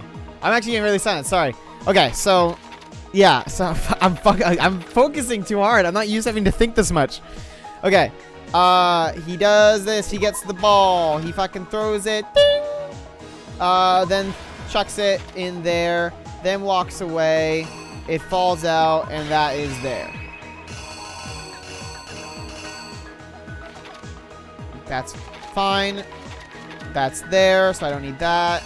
And what is this? This. He goes in, opens the door. She attacks him. She swipes. He sees that behind him. Then she goes. He blocks with the thing. Then he unsheaths it and hits her. No. Okay, that's already there. Okay. So, sorry. I didn't notice that the knife was already there. So then he's like, I'm going to kill you. And then she's like, oh, no, don't kill me. I want to kill you. And then she fucking busts in and closes the door. And then she's up against the door. And he's like, the door's not opening. What the fuck? That's crazy. And then she's like, oh, no, there's something behind me. And then he's like, I got a screwdriver. Then he goes over here and he's like, a knife attack. I'm going to attack with the knife. And then she's like, oh shit, it's this bitch. And she writes Leon down there. Oh, that's crazy. And then she's like, oh no, my eyes are like 5 times the size of my head. And he's like, yeah, my mouth is 5 times the size of mine. And then he fucking stabs her. And the knife handle changes a different color. And then he's like, gotta take a nice breath after my killing incident. Oh, I better clean this place up. I'm gonna get the lint roller. And he's like, oh god, oh no, there's a gate there. That's crazy. What if I use my magic crystal ball? Yeah, and then throws it. And then he goes, fucking. And he ties it up. That'll do it. Sailor knot, and throws it. And it goes in. And then he's like, and then he closes the door and it burns. And oh no, one of the pieces fell on the ground. He walks away. I am the most powerful person in the world. And then that's it. That's how I imagine it going down. The killer is you. I think I'd better take one more look back at the case. Let's go! The corner theme for this game. Let's do it. Let's wrap this shit up, boys. Okay. From the beginning. Last night, the killer went to the room Sayaka was in. In other words, my room. From what we can tell, Sayaka invited that person there intending to kill them. She attacked them with the knife she'd taken from the kitchen earlier. Yeah. Oh, it's there. But then something happened that she wasn't prepared for. They grabbed the fake sword I put in my room and fought back. During the struggle, a strike from the sword broke Sayaka's right wrist. And that's when she lost her grip on the kitchen knife. Finding herself cornered, Sayaka panicked and ran into the bathroom. Let's fucking wrap this shit up, boys. The killer went after her, but couldn't get the bathroom door open. What they didn't know was that my bathroom door got stuck easily, and there was a trick to opening it. Sayaka knew about that because I told her, but of course the killer had no way of knowing. So instead, the killer forced the door open, took the kitchen knife, and stabbed Sayaka.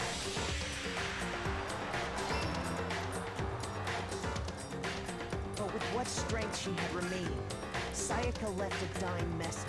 To keep the killer from noticing, she wrote it on the wall behind her. And with that, all her strength was gone. With Sayaka dead, the killer quickly began destroying the evidence. First, they took off their shirt, which was covered in their victim's blood.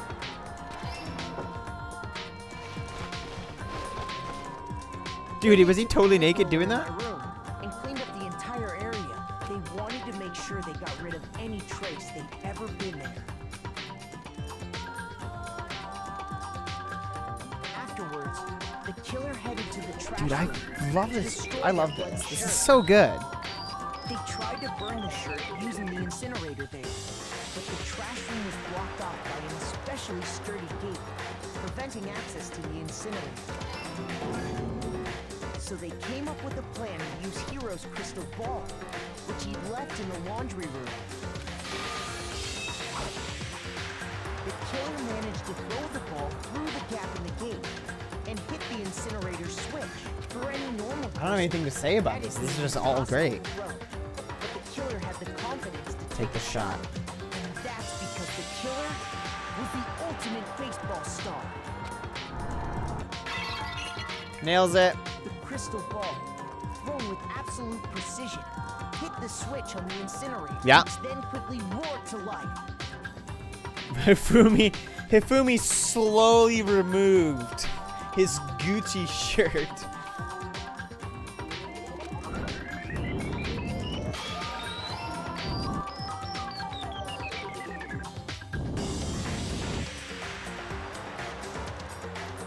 Having destroyed the final piece of evidence, they left the area with, I imagine, a sigh of relief. But there was one thing they missed.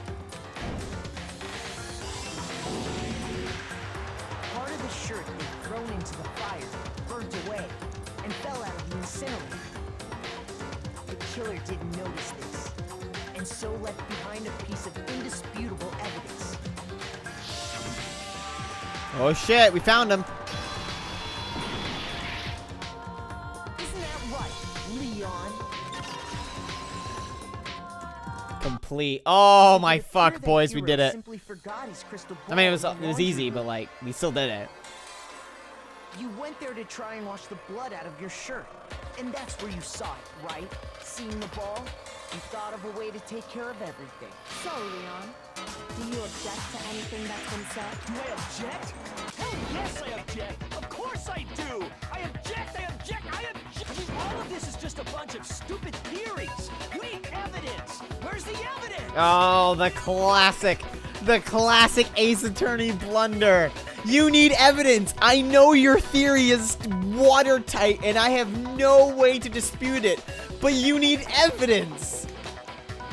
Ah, what is this? Oh my god, no one knows what burden of guilt means. Without evidence, it's all Burden of bullshit. proof? Whatever, I don't give a fuck. Bullshit, and I refuse to acknowledge it. Well then, I guess this is as good a time as any to present the evidence that proves you did it.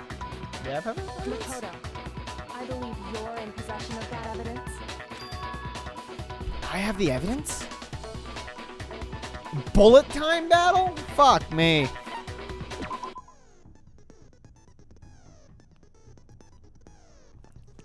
Sometimes during a class trial, your opponent simply won't want to hear what you have to say. Dude, I get that all the time. When this happens, you will engage them in a head-to-head battle. We like to refer to this as the bullet time battle, aka the BTB BTW. You're so hip. During the BTB, you want to destroy your opponent's statements in time with the rhythm. Oh, it's a rhythm game. Wow, what the fuck? Notice your button presses with each tempo marker as they move across the screen and reach the center.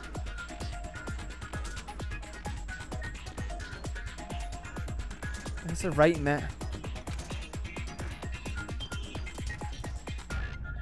Oh, I can't just click?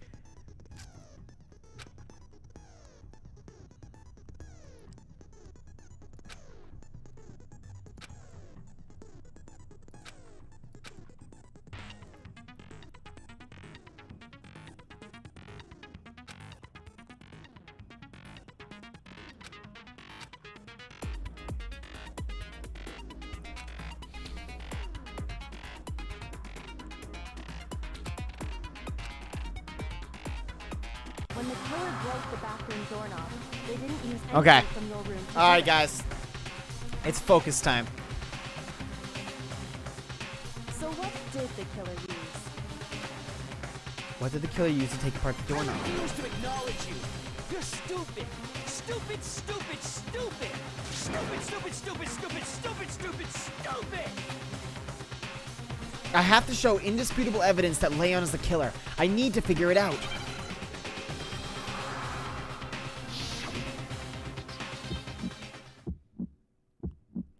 Where's your proof? Oh, what the fuck? Oh, here we are. Not a chance. It wasn't me. What? You lied. Stop. Oh, okay. Shut up. Where's your proof? You kidding me? Not a chance. Stupid. You lied. Shut up. Where's your proof? You kidding me? Not a chance. It wasn't me. Stupid. Oh, fuck. Stop talking. Where's your proof? This should prove it. Okay, I get it. Ah, fuck. This game is awesome. This game is nuts. Holy shit, I love this game. This is well good. I wonder what kind of tool the killer used to remove them. I mean, It had to be a screwdriver, right? Oh yeah. I'm pretty sure the toolkits we got each had one inside. That must be what he used. There aren't any other tools anywhere. He went with intent to kill as well. They both had intent to kill. That's because the culprit But then why would he would have? They thought they were in Sayaka's room. Only the boys got toolkits, so the killer naturally assumed there wouldn't be one in there. Okay, then whose toolkit did the killer use? Stupid, stupid, stupid! It had to be their very own toolkit. Stupid, stupid, stupid, stupid, stupid! That's what I do when I'm losing an argument. I just say stupid, stupid, stupid, stupid, stupid, stupid, stupid, and then it's over. They don't have any truth bullets or a rhythm game. They can't beat me. Leon, This is real life, idiot. I can just call you stupid all I want, and then I win. the screwdriver will show some evidence of being used. Stupid, stupid, stupid! Huh? And if you say you used it for something else, you'll have to explain exactly when, where, and why. And let me say this right now. I lost it isn't an excuse at this point. Stupid. Stupid. Oh. Oh, that's not how your face is. Oh, God, no, that's not how face. Oh, God, stop. Oh, God, that's not how faces work. God. So, you have no rebuttal? Then it would seem we are finished here.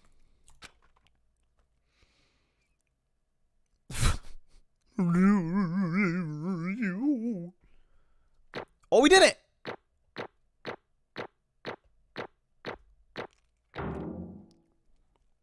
Damn it, there's a ranking system? Fuck. It's fine. It's fine. Oh! 85 medals? That's so many gifts!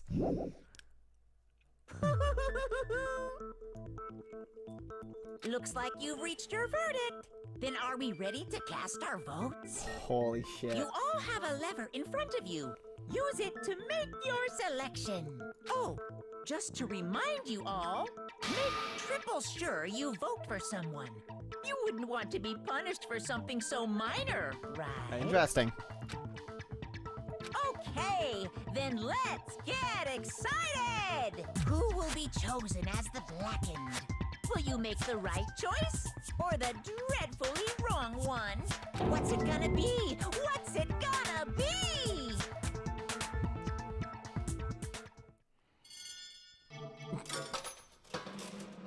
Hell yeah!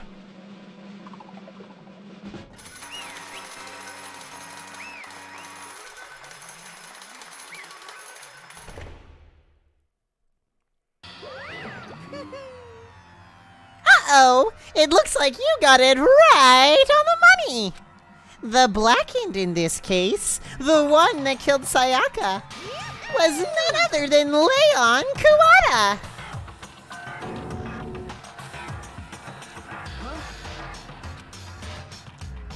Hey, hold on. Hold on a second. Leon, did you really kill Sayaka?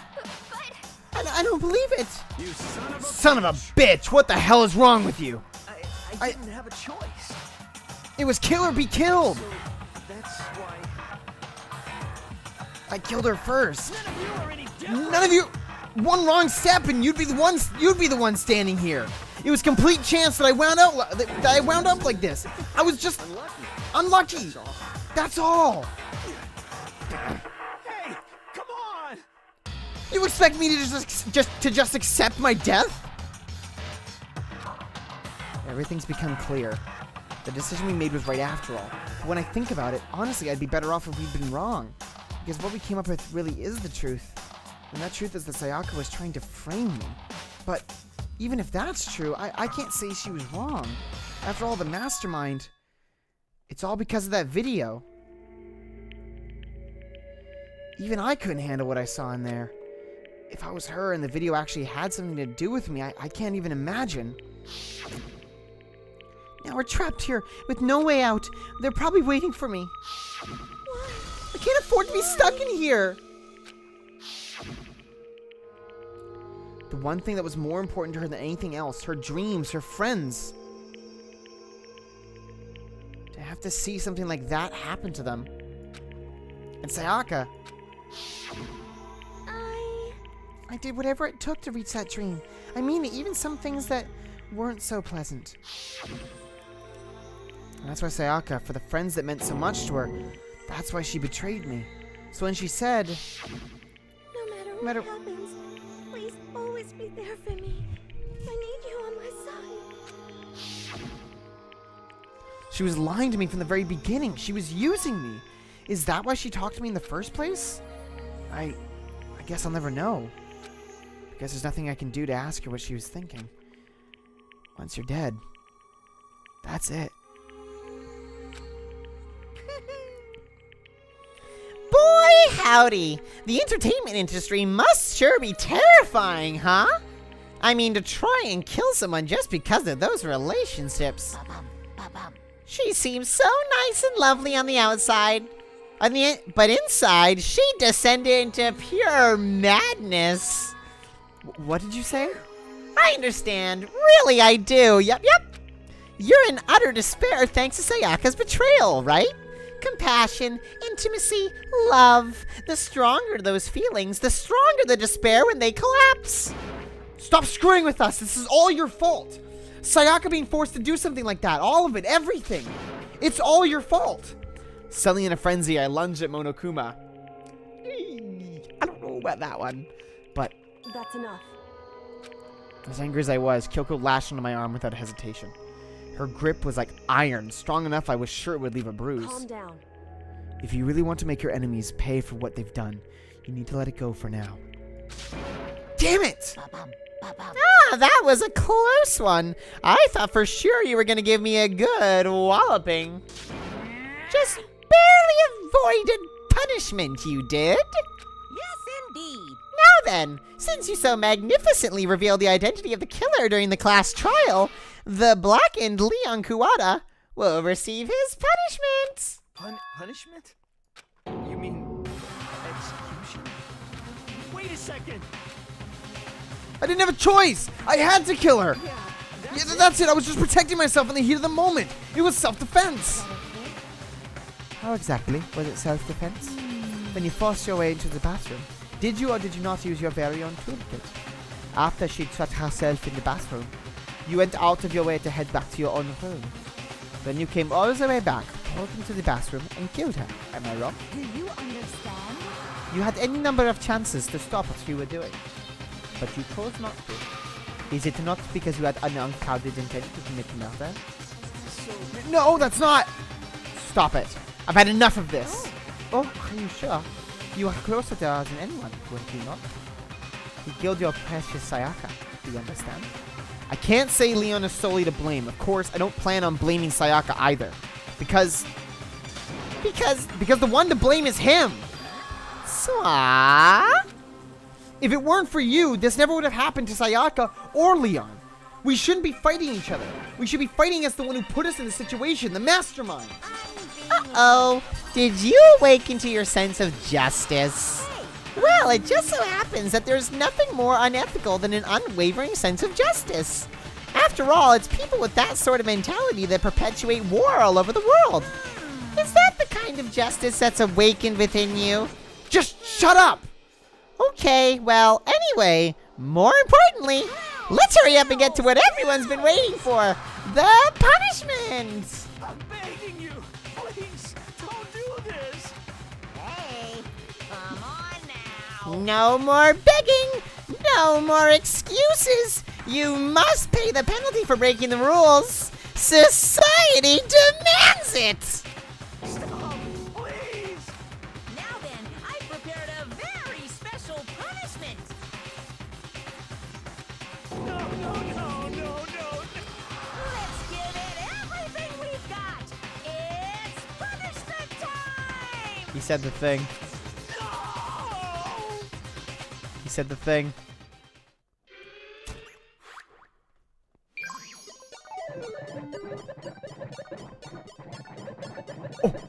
Oh! What's going on? Oh!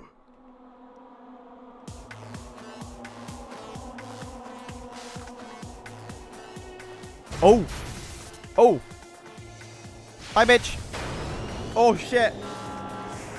In use. Oh, shit. Oh, my God. What's going on? Oh, man. Oh, he's in like a baseball room. That checks out. Uh-oh. That doesn't... Oh, no. Uh-oh. Oh, we have to... What?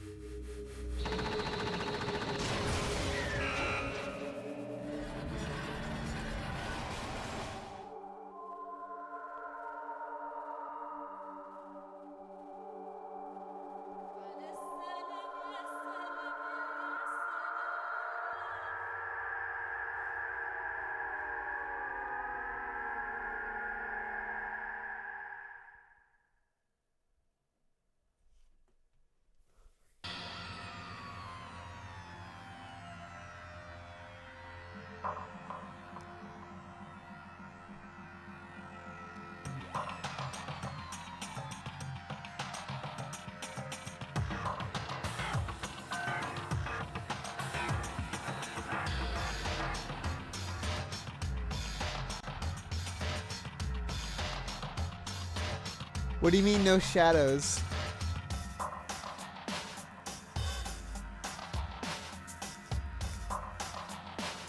Oh, yeah. He didn't. I mean, he didn't need to remind me of that. I know that. Oh my God, I can't imagine what that would actually look like. Because the body was still intact as a shadow, and I don't believe that it would have looked quite like that.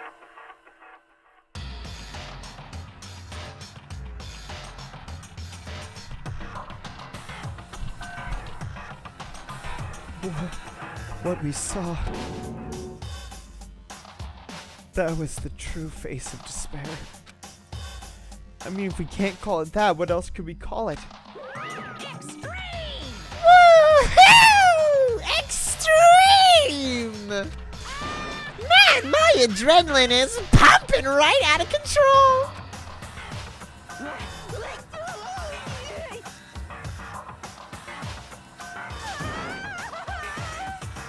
What's going on? I can't take this anymore. Do we really have to keep doing this? I just can't take it. Well, hey, if you don't like it, all you gotta do is swear to cut all ties with the outside world and accept living here forever. But that's only if every single one of you can get on board with that.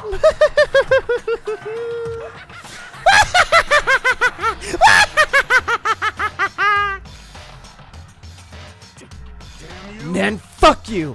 Why the fuck are you doing all this evil shit to us? Evil? You make it sound like I'm some dark, awful secret society type of guy. Or in this case, a dark, awful secret society type of bear. Why are you putting an upstanding young citizen like me through such a grueling ordeal? It seems like you're trying to use common sense to make sense of something that doesn't make sense. It's like trying to put a mile on a scale. I just don't think it's possible. Yeah, I don't think what you're saying and what I'm saying quite fit together. You piece of shit. I don't know who you are, but I'm gonna pound your ass into the ground. You must really hate me to get so angry, huh? But if you do that, you're barking way up the wrong tree. What happened because more than one of you decided you wanted to get out, right? No matter how much time passes, you can't cut free of your regrets from the outside world. You're to blame. I'm not looking at anything on YouTube. Of course, we can't cut free of the outside world, being trapped in this insane place. You're trapped, are you? Well, I'm sure once you learn all the mysteries of this school, your thinking will change for sure. You'll think, boy, isn't it so wonderful how we all get to live here forever? What does this mean? What are you trying to say? Hey, I feel like there's some deeper meaning hidden in there. Just like before. Anyway, let's get to the Blackened's punishment. That's what everyone is waiting for, after all. hey, When you say everyone, who exactly are you referring to? Sorry, I said everything I've got to say. I need to save some of the fun for later.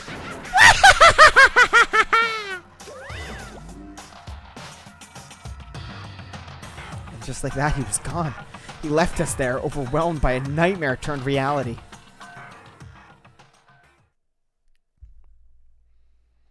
Even after he was gone, we stood there forever. Unable to move. Actually, no, it wasn't that long, I think. Everyone just lost their sense of time. We were all too scared. Scared of being alone. The anti-Ferris piloting of Fumi's flesh.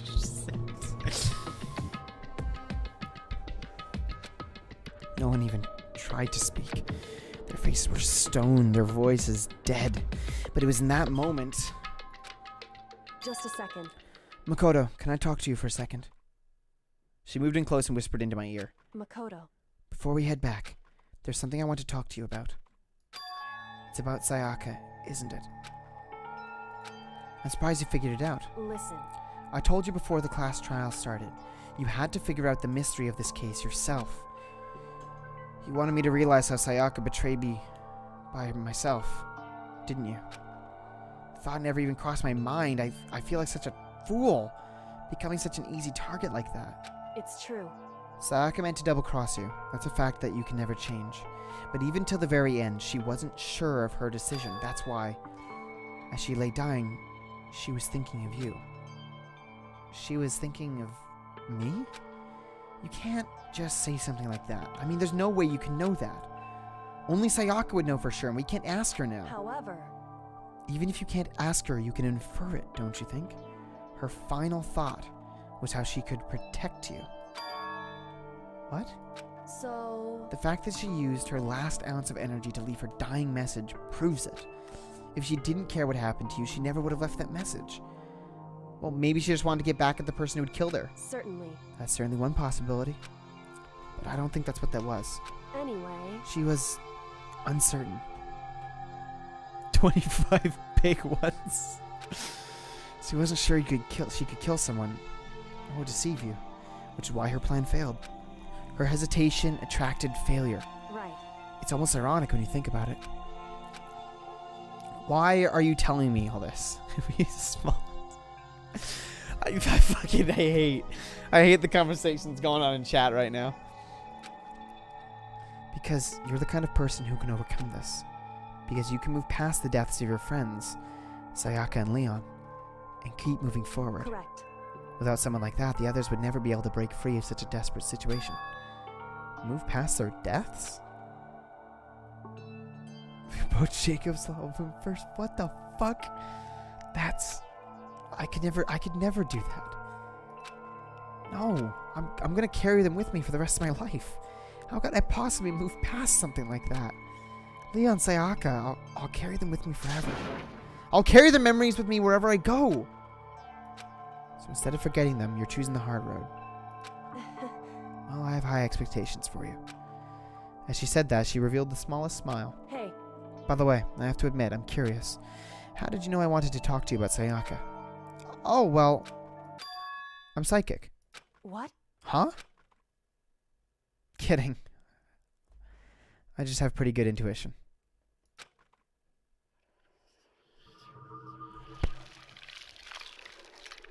That was cute. That was cute. That was cute. What? That was so good. What the fuck, man?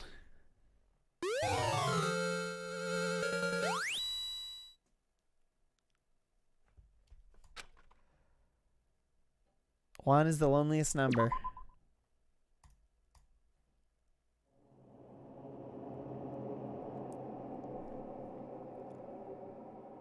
Fucking... Huh. Okay, so here's the plan. I'm not gonna stop. I'm going to try to do one hangout day with Kyoko and Taka, and then we'll call it there, assuming nothing else happens. Otherwise, I was planning on leaving it off here, but I want to hang out with Kyoko and Taka first.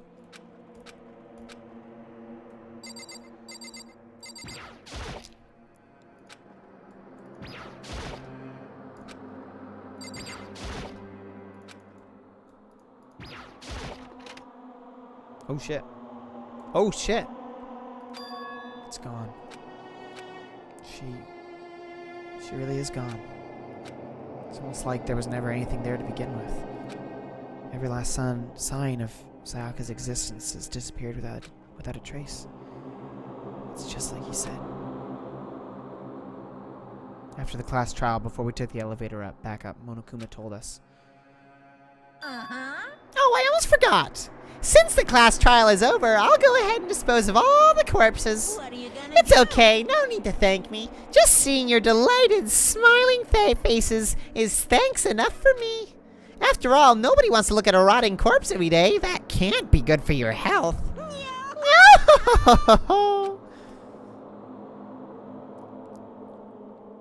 I didn't even have time to mourn Sayaka and Junko's deaths. I'm sure that's exactly why he did it. It's a bad joke, a sickening dream. But I have to accept the reality of it all. I headed back to the dining hall to meet up with the others.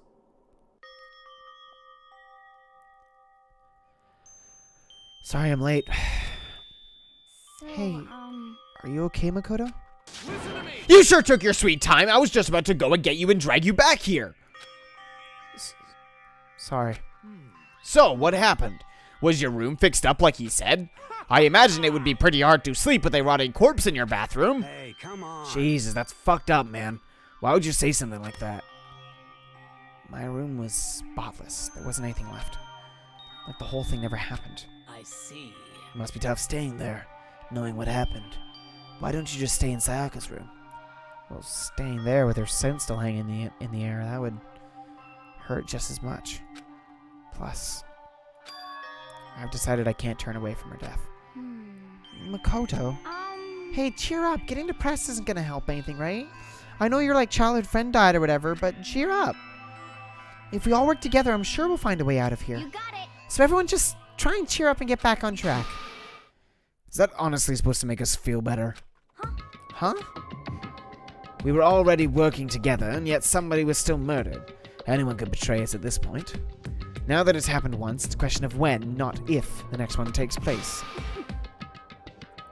Yeah, because Sayaka made the first move. Well... But if we work together against the mastermind, nobody will have any reason to do something like that. Stop talking. Oh, Jordan. Keep telling yourself that. I'll be over here in the real world.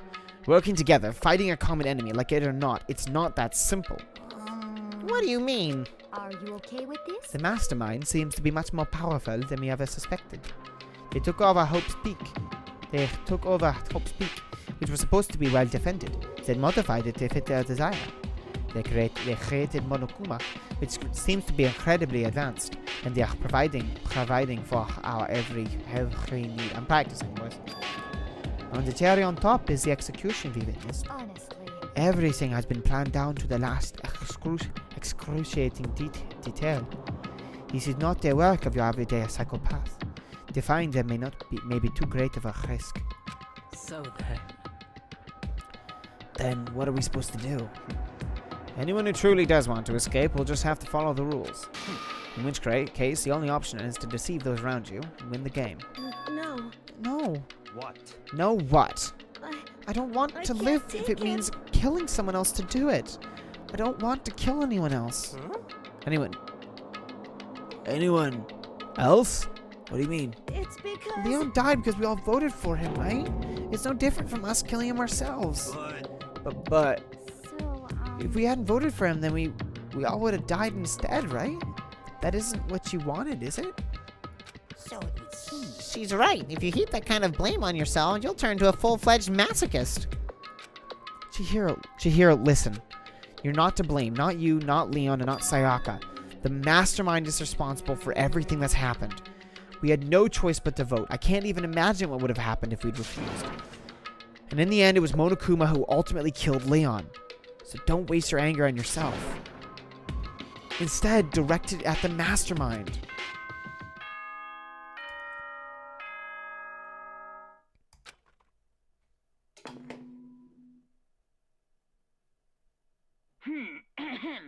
This is a school announcement.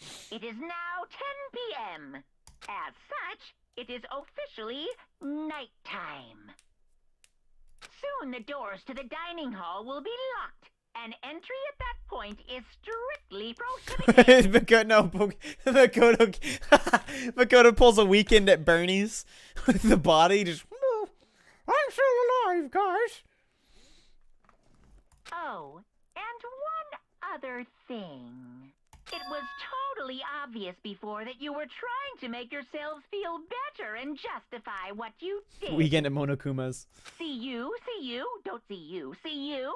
That's about how much I can see you, even when you try to hide.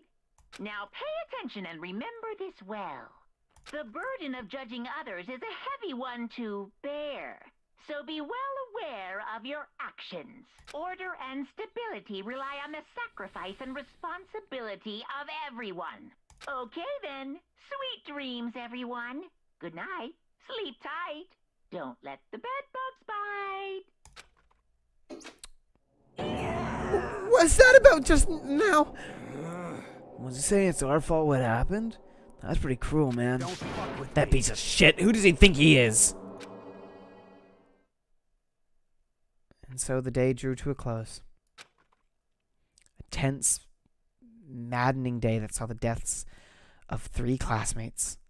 Sayaka, Junko, and Leon. But this is just the beginning.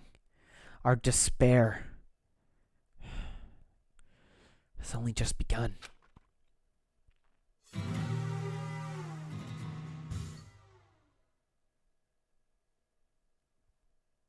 Fucking what?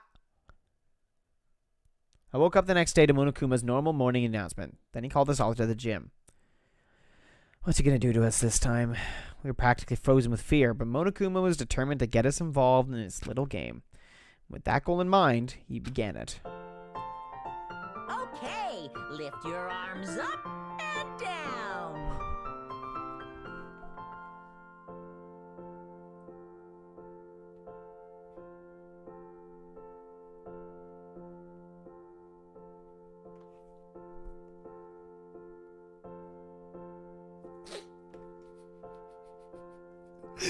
Look at him. Look at my boy. Look at look at my boy. Look at him. He's the only one. He's the only one. Fucking he's over back over here. He's the only one. Oh my god, he's doing so good. He's perfect. Holy shit, Taka is the fucking best. 1, 2, 3, 4. 1, 2, 3, 4. Now reach way up. Morning aerobics are just as important as breakfast. Tighten those muscles. Let's add a little strength, a little speed to those young bodies of yours.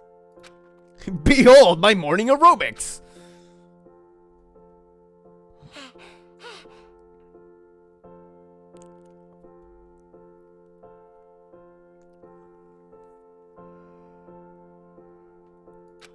Holy shit.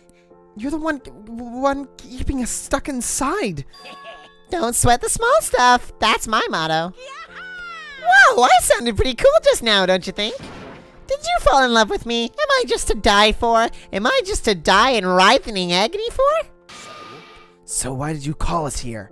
Certainly wasn't just to make us exercise. Just to make you exercise? Just to make you exercise? If exercise makes you laugh, exercise will make you cry. Now, if you keep doing these exercises, you'll uncover the secret of the Assassin's Fist. Passed down from generation to generation in the Empire of Darkness, the power can be yours. That sounds like the kind of junk a middle schooler would come up with. It doesn't matter. Just get to the point. Oh, sorry. Oh. He's infecting all of us. It doesn't matter. Just get to the point. Did you really call us down here just to exercise? Of course not. You think I have that kind of free time in my hands? Okay, so then. I'd like to make an announcement. Every time you overcome a class trial at Hope's Peak, a whole new world will open up to you. What the heck? Whole new world? You guys? It really suck if you have to live here forever with nothing new to stimulate you. Besides, I know how you kids get these days with your ADD and ADHD. I don't like that. Hey. You're right, but like, come on. Little insensitive, man. Come on. You're not wrong, but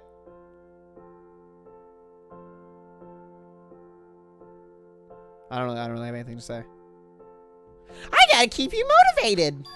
So go ahead, look around all you want. Enjoy the brave new post-trial world till you explode.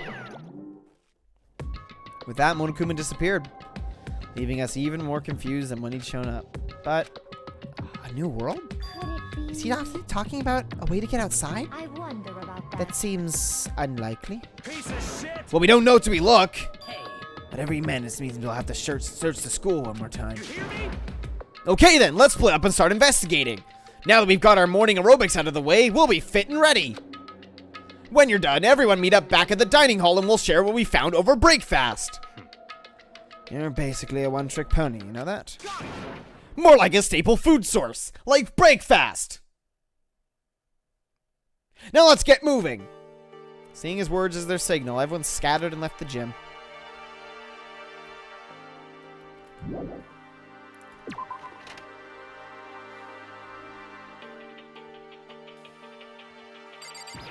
hey. What the heck? Hey, Makoto, did you see what's inside the display case? Bad, this is super bad, man. What are you talking about? I didn't notice anything all that weird in there. Sure, to the untrained eye, it's nothing, but this is awful. A bad, awful, terrible trap. That stuff you see lined up there, any god could come by and use it to send a message. Huh? I've been struck with knowledge. It's an ill omen of total devastation and ruin.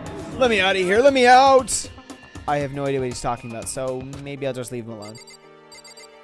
Yeah, okay, buddy.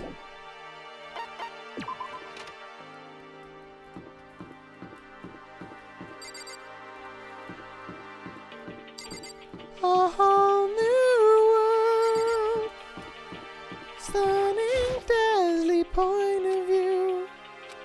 I don't know the words.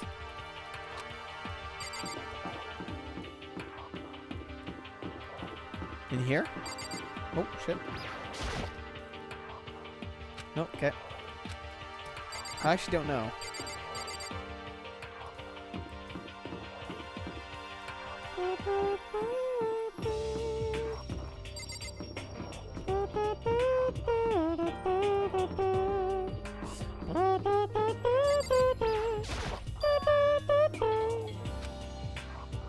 Is this what Monokuma meant by a whole new world? If so, what's up there? This is the second floor of the school. Maybe there's some kind of clue here. Yeah, I'm sure of it. There's gotta be something here.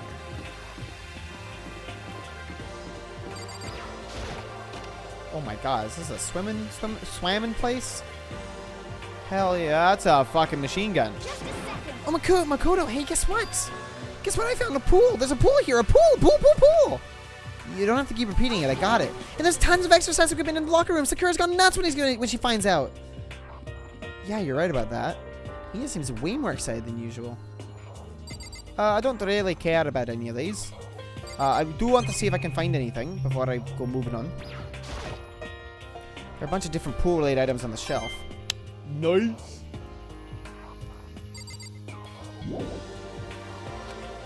The room filled with hornets. Hell yeah, brother. I'm not gonna smash the thing. Who knows what happened to me if I did? Yeah, that makes sense. Looks like one of those lifesaver flotation donuts.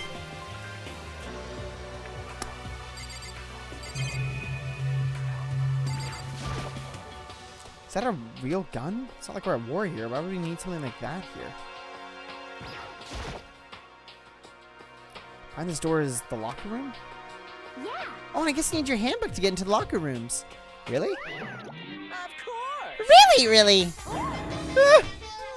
If you want to unlock the locker room, you'll have to swipe your personal e-handbook across the card reader next to the door. However, to ensure maximum security within each locker room, only a boy's handbook can open the boys' locker room, and the same goes for the girls. And that's the bottom line. But what if someone opens the door and then someone else sneaks in? Anyone who commits such indecency will be punished without mercy for their scandalous sexual depravity. See, there's a Gatling gun mounted on the ceiling, right? And it'll be all like... I bet it really hurt to get shot by that thing. I don't know, I think it'd be a little worse than that. But what happens if someone loans their handbook to someone else? A boy could borrow a girl's handbook, and that would get them into the girls' locker room, would it not? What? That never even occurred to me. To think someone could be so low, so cowardly, so devilish. Okay, then how's this sound? Time for a new rule. As of this moment, loading your e-handbook to another student is strictly prohibited.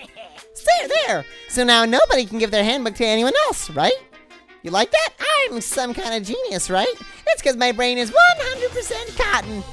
I do not imagine anyone would have lent a handbook out in the first place. After all, they would likely be held responsible for anything that person might do using the handbook. But you know, you seem awfully concerned with all this locker room security stuff. It's because all you teenagers are sex-crazed maniacs! You're at that age you try humping a plastic bottle. No, I'm not. No, I'm not. That's not. It's not. I need beer back. I need a beer back.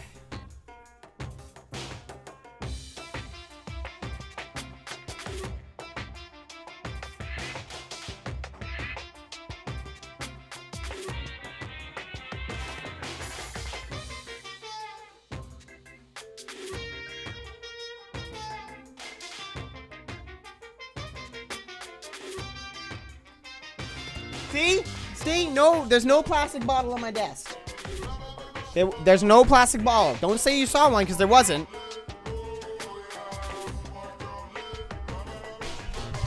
This game's crazy. Crazy bear. So to keep anything unseemly from happening, I have to maintain a rigorous watch. Then in that case, I would ask that you keep the same close eye on our dorms. If some man and some woman decided to share a room, there would be nothing to stop them. All I care about is protecting the holy image of the school itself. I don't care what happens in your private rooms, by force or by cunning. Oh, I thought that said something else there for a second. Do whatever you want.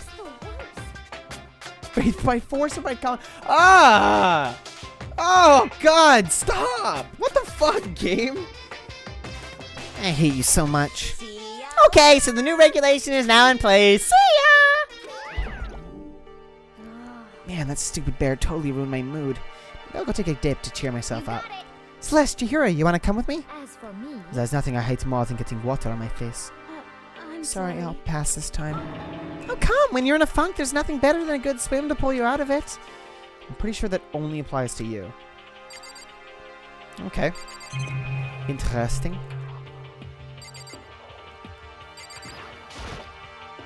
Girls' locker room card reader. I'm listed as male in my handbook, so I can't open this door. Wait.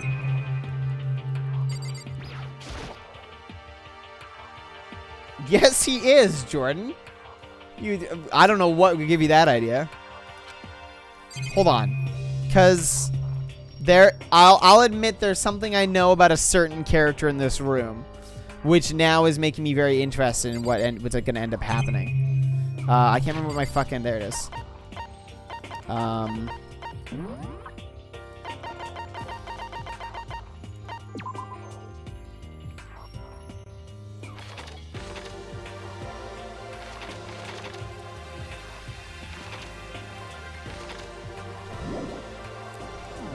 That's fucking fascinating.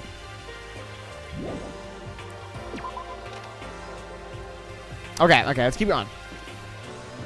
More stuff to do.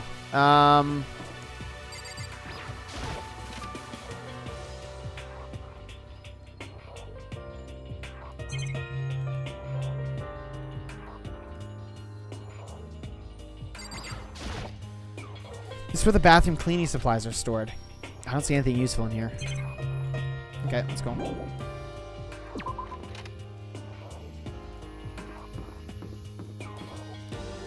Classroom there. Perfect. Perfectly depressing. And then like a library. Yeah, that checks out. Fumi's actually a proud, strong woman. Fucking hell. Kyoko, what's up? It's remarkably dusty in here. The lighting is less than ideal. For a library, it's not the kind of place I'd want to do much reading in.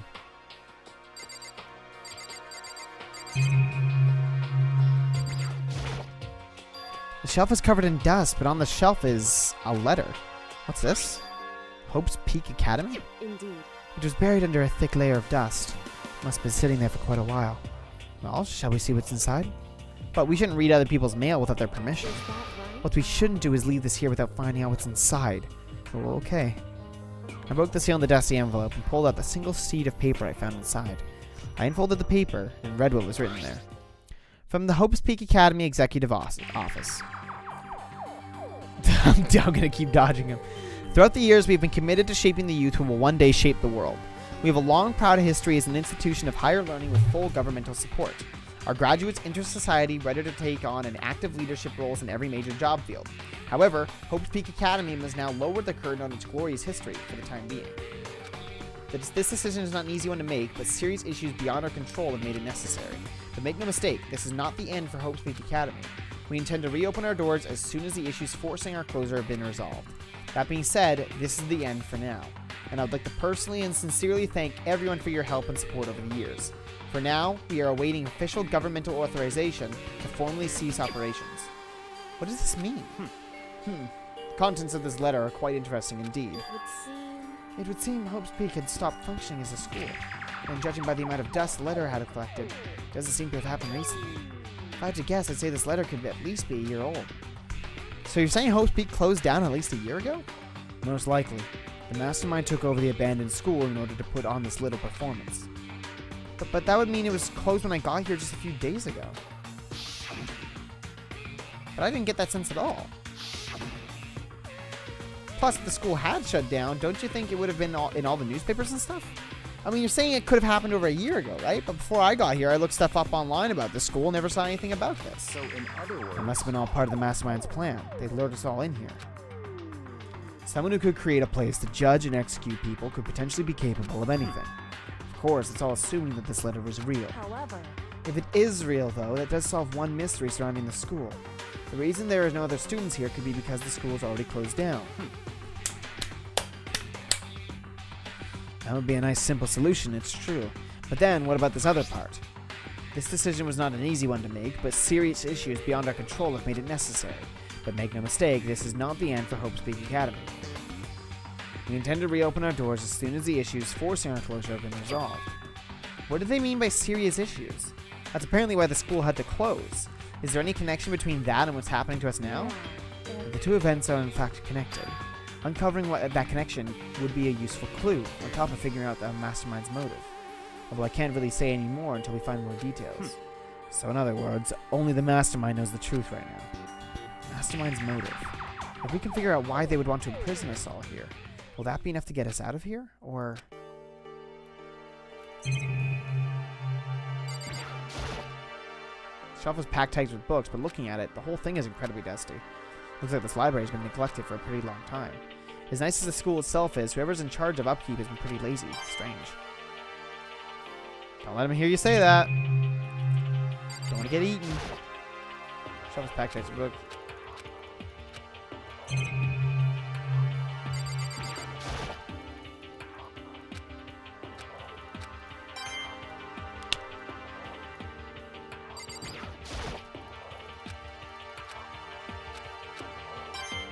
Nice.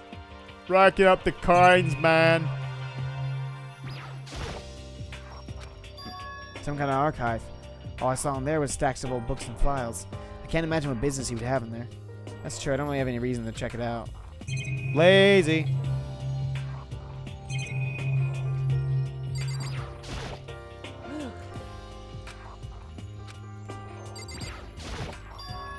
Looks like a laptop.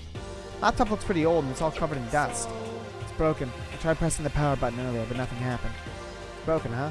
Too bad. I was hoping I could use it to go online and see what's going on in the outside world.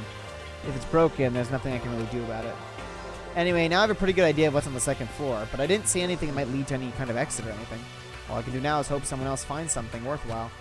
Okay, better head back to the dining hall as soon as possible.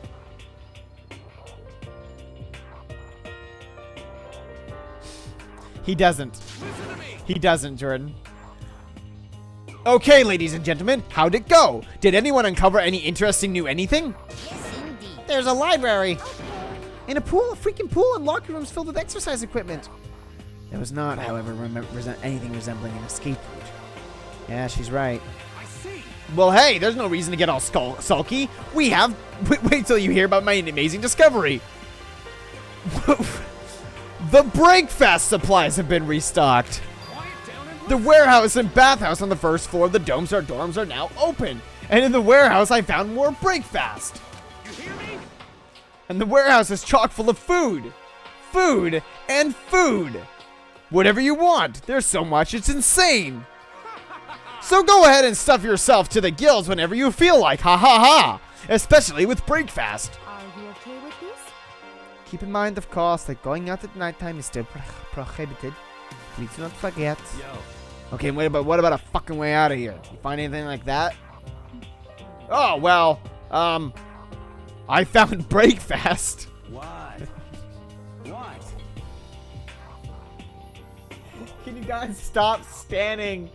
Can you stop standing Hifumi in my chat? I don't feel comfortable. Wasn't anything in the warehouse we could use to get our asses out of here? Nothing? Unfortunately, no, not that I saw. But I did find Breakfast. You fucking people. What? Who gives a shit if we have a goddamn pool now or a warehouse or whatever the fuck? We're still trapped in this piece of shit school. We need to find a goddamn way out. Now, there's no point in taking your anger out on us. Adaptation is the key, yes. For now, we must each find a way to enjoy our current situation. You piece of... Whatever you say, you fucking loon. For now, let's just continue on our investigation and let everyone know if you should discover something. So then... So, are we done for today? Well, yeah, I guess so. I mean, I haven't eaten Breakfast yet, and we should all be eating Breakfast. The air seemed to suddenly grow heavy again. Is this the mastermind's plan to give us hope, just to turn around and betray that hope?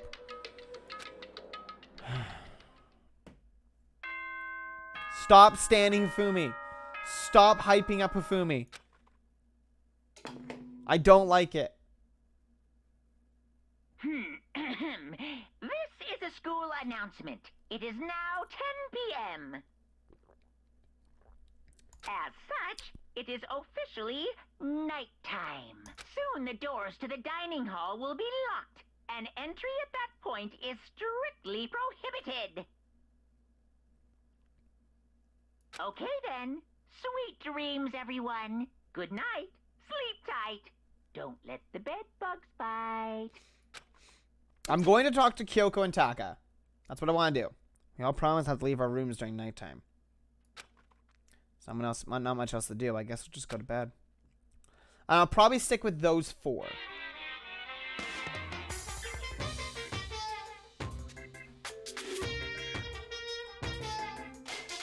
Mr.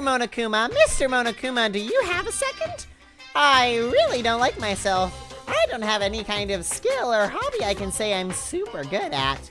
And my grades are totally average. My reflexes are okay. Not great. Not awful. I could get into a decent college where I'd make a few friends. Maybe even find a normal girlfriend. Which is exactly why I don't like who I am. I understand that now. My life is just one giant copy-paste. I don't have any imagination. I'm a perfectly average cardboard cutout. You see what I mean, right, Mr. Monokuma?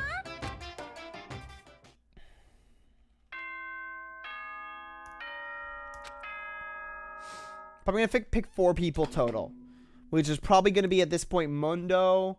Good Taka. It is now 7 a.m. and nighttime is officially over. Kyoko. Time to rise and shine. Maybe Sakura? Get ready to greet another I like Sakura. beautiful day. Oh, that's right. I wanted to let you know that your e-handbooks have been updated. New regulations have been added, so please take a look and enjoy your school life more than ever before. You must be referring to yesterday. Loaning your e-handbook to another student is strictly prohibited. But right now I need to hurry up and head to breakfast. I'm not talking to Hina. I don't give a shit about her. I'm sorry. I'm sorry, Stans. I'm sorry, all y'all. I don't really care. She does not have priority for me. I have other people I'd rather hang out with.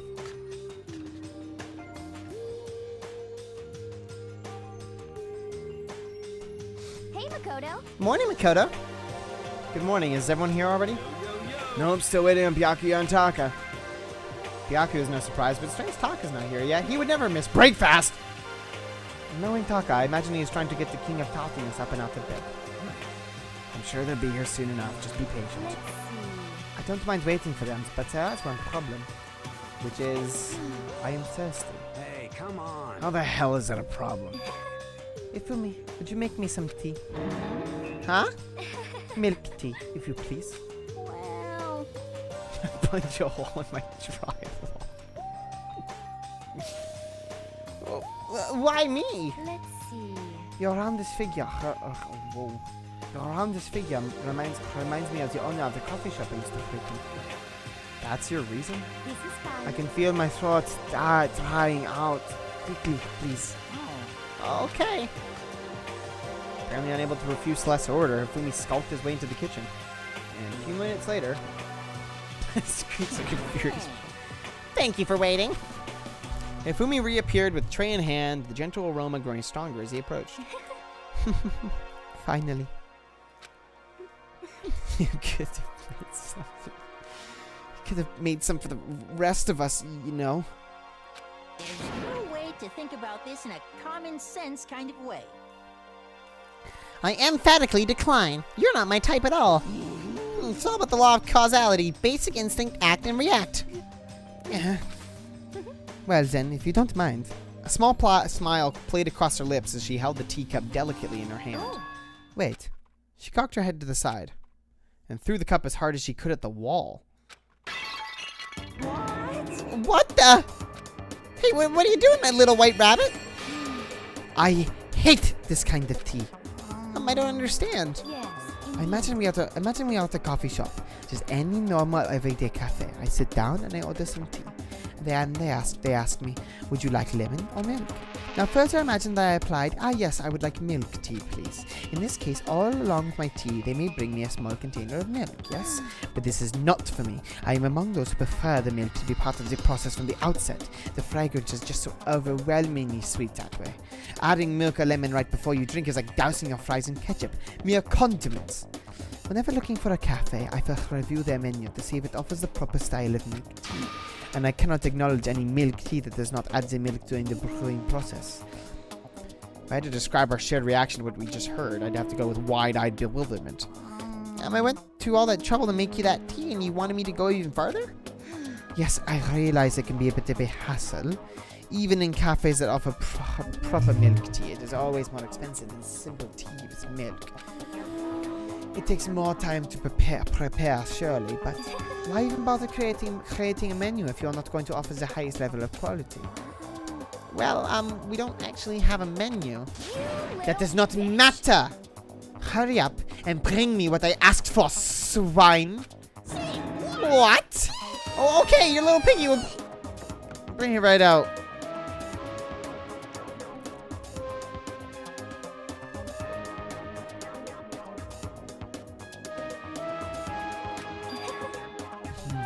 I do so love coercion. You were like a totally different person just now. Yeah, shit, you really went psycho there. I knew there was more to her than when I first met her. I hate to have her as an enemy. Seriously, man, she's one scary chick. Dining hall doors flew open. One of the late arrivals came storming in. But Bad news, everyone. There is a mystery afoot. Huh? What happened? It seemed Byakuya refuses to leave his room. I stood there pressing his doorbell over and over, but he never showed himself. Maybe he just wasn't there. I think maybe... I'd like to think so, but I'm worried something might have happened to him. What he meant by that. He didn't have to say anything else. Everyone understood exactly what that might mean. It might be a good idea if we all split up and go look for him. I was just about to suggest the same thing. What's your problem? Stop trying to one-up everyone. Okay, then I'll go check his room one more time. I'm just gonna keep on hammering that button until I get a response. Very well. And the rest of us can go check the rest of the building. Yeah, before it's, too late. Anyway, we just have to do our best to find Byakuya. So where might Byakuya have gone? Maybe we have to go check out the second floor of the school again.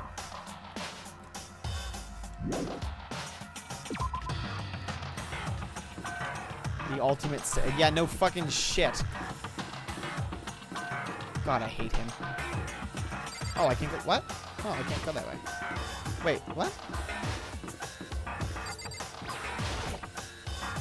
He's blocking access to the stairs. Oh, I guess there's more.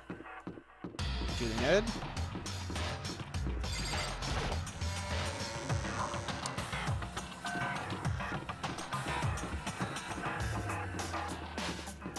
Hey.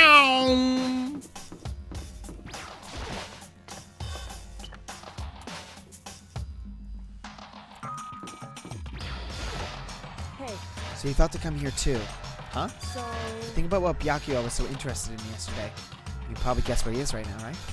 Huh? What was it Byakuya was interested in again? I didn't need that, but sure.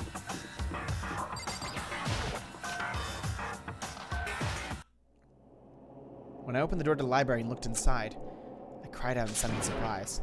Byakuya?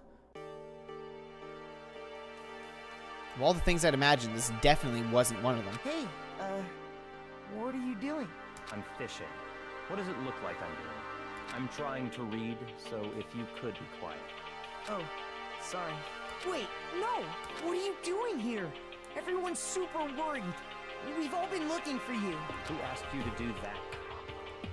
Because we're all supposed to meet up in the morning and eat together. We made a promise. A promise? Can't I get a second's peace and quiet around here? Byakuya snapped his book shut and slowly stood up, smooth and silent as a shadow. Meanwhile, the others must have heard me yell and started showing up, one after another. Byakuya! So this is where you've been hiding! You're about to miss breakfast! The heck you doing in here, man? We were very concerned. We had no reason to be, I was just reading. I've never read such a coarse novel before, but it might just prove useful at some point. Well, what were you reading? A mystery novel. Wait, so are you going to use what you're learning in there to betray us? Don't be stupid. Yeah. Just something to keep in mind. Yeah, what? Naturally. If I just had to fight, of course I'll come up with something original. Otherwise, this game of ours will be totally boring, right? It's not often you get to take part in such a high-stakes, high-tension activity. So if you're going to do it, you have to make sure it's entertaining. His words sent a chill down my spine. There was an undeniable smile on his face as he spoke. It looked like he was actually enjoying himself. Enjoying this deranged killing game. What the fuck do you mean game? That's fucked up! But it is a game. It's a game of life or death, which can only have one winner. That's all there is to it. He is right. He is right. It is a zero-sum game. Well, there is a sum. We get out. Huh? It is a part of game theory, a mathematical model. In game theory, what we are going through now is called a zero-sum game. In this type of game, in order for one person to gain something, another must necessarily lose something. Oh, I see. Okay. Fair play. In other words, it is a situation in which participants must compete for position or resources. I see. You mean like a kind of elimination match? Actually, Entrance exams, sports tournaments, job openings, most social interactions fall into this category. Everyone must scramble to obtain something which is limited. For you to succeed, someone else must fail. And that's just a theory. A game theory. Thank you for watching. Merci. This also applies to the school life we have been subjected to here. In this case, our limited resource is that only one of us can successfully become the Blackened. So, in other words... So this game was designed from the beginning to force one of us to try and defeat all the others. That can't be what they had in mind. Because this is why adaptation is so crucial. If those who want to escape were to disappear, there would be no reason to continue playing the game. But why would I want to stop playing? It's so much fun. He smiled again as he spoke. The smile was filled with evil intent and twisted his face into something not human. It sounds as if you do not acknowledge even the possibility that you may lose him. Am I right? Right? Of course. You do not speak like the others. Exactly what I would expect from the Togami heir apparent. Which is normal arrogance, isn't it? You talk like that, but what if you end up dead? I won't. It simply isn't possible. Who the fuck do you think you are? You know, I still can't believe it. What? Believe what? That an uneducated, brain-dead, useless piece of garbage like you has survived this long. I'm gonna fucking kill you! Like I said, I won't die. You keep saying that, but you're not even a tunnel buddy.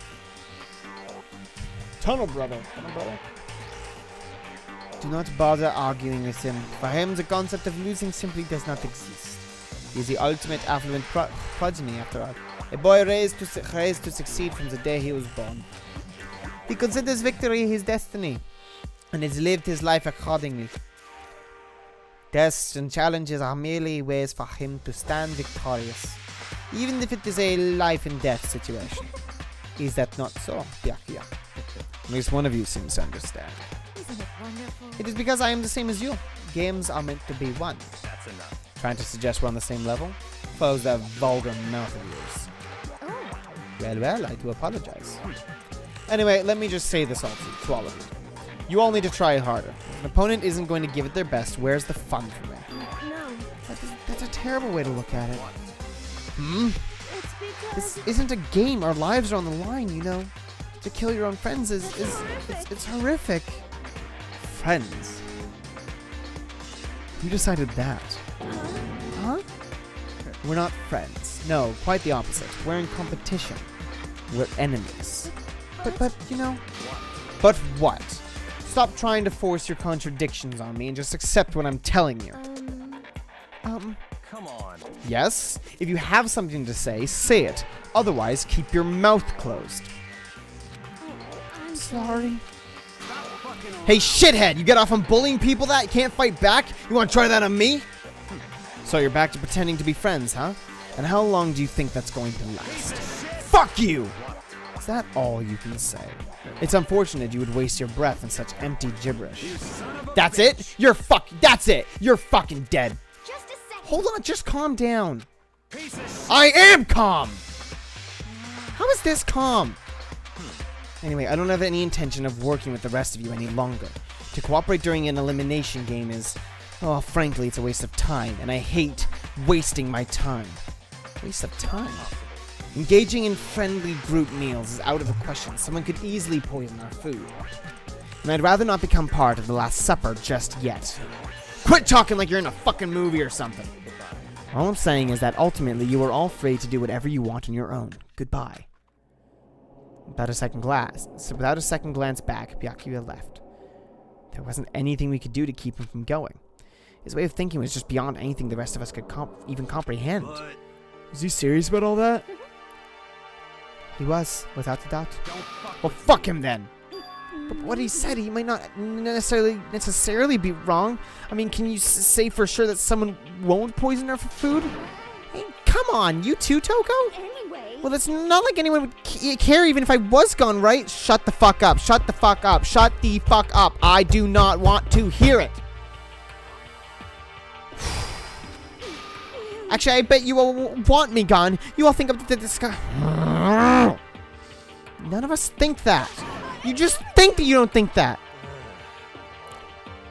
I know some people like to play the victim, but this is just totally out there. You think I don't know, but you do, but I do. You want me gone, and I'm sure the rest of you want the same thing, don't you? Hey, Toko, wait. Just let her go. When she gets going like that, there's nothing you could say to bring her back. Ultimately, our breakfast meeting came to an end without answering any questions. Everyone headed back to their rooms. Jeez, I'm tired already. But I don't have time to take even one more day off. I need to get myself going. Free time.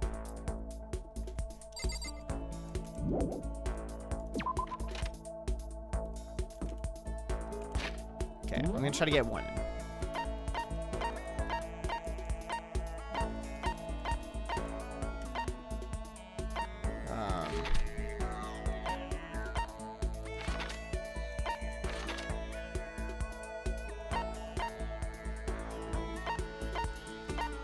I want to check up on Taka now that it's been suggested that someone might poison Breakfast. You hear me? When you see someone naked, you can tell at a glance whether they're trustworthy or not. Oh my god, that is... Whoa. That was a lot to take in. Which is why it's necessary for us to bear ourselves to each...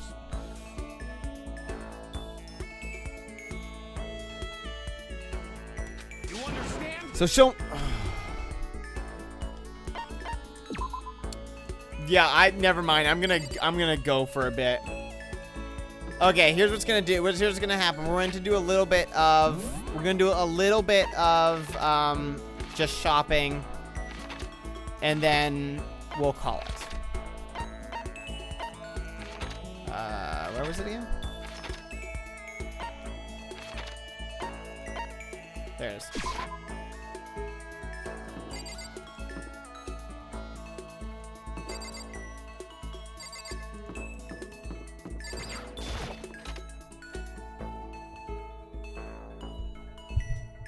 Talking your truth, boy.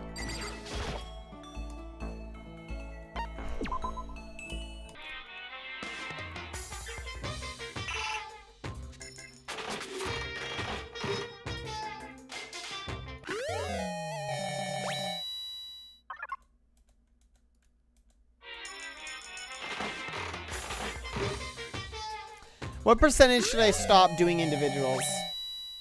You guys reckon?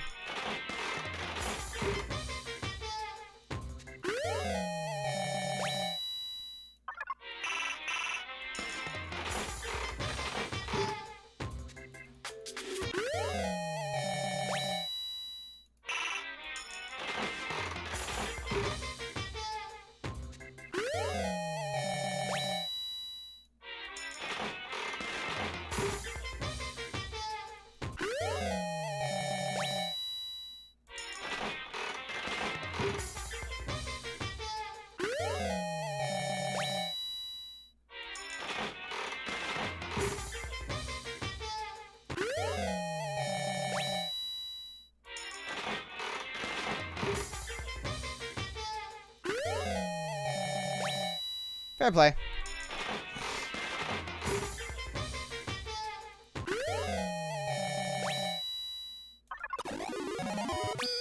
Hey!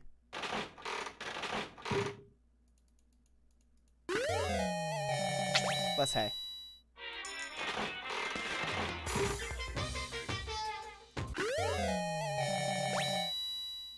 Is that breakfast?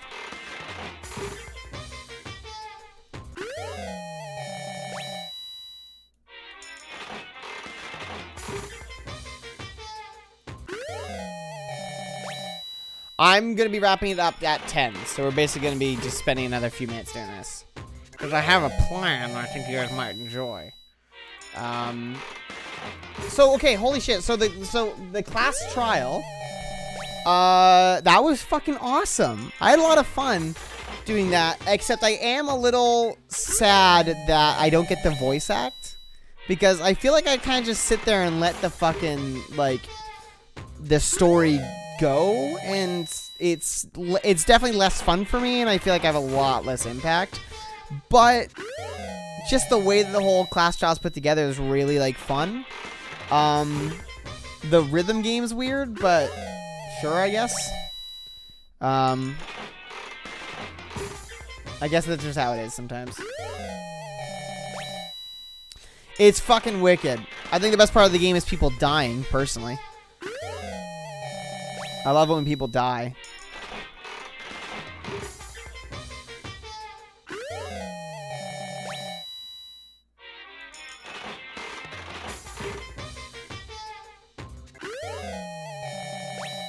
It's tempting. Yeah, no, I get that, but it's still like, I feel like well, and the other part of it is that sometimes I have to concentrate a lot, and then I don't get a lot of time to like speak, so it ultimately becomes less engaging, and that's just something I'll have to like learn. Nice.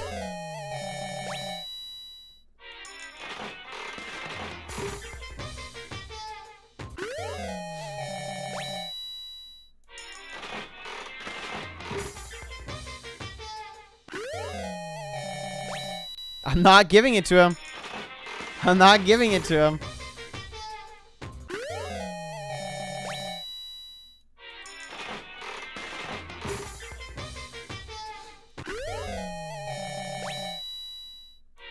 Dude, there's no way I can ever spend this many gifts, right?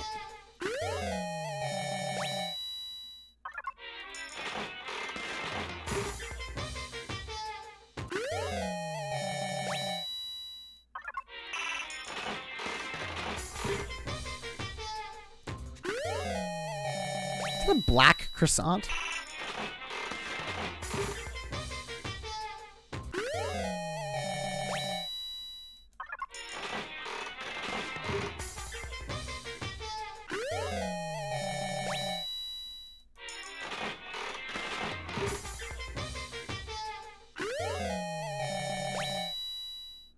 Yeah, I know that much.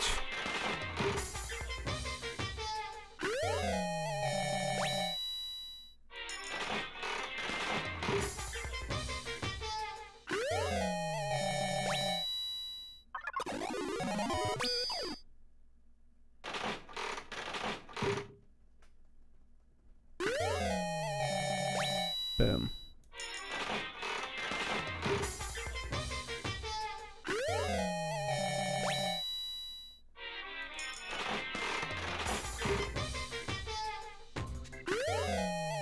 Oh, another black croissant.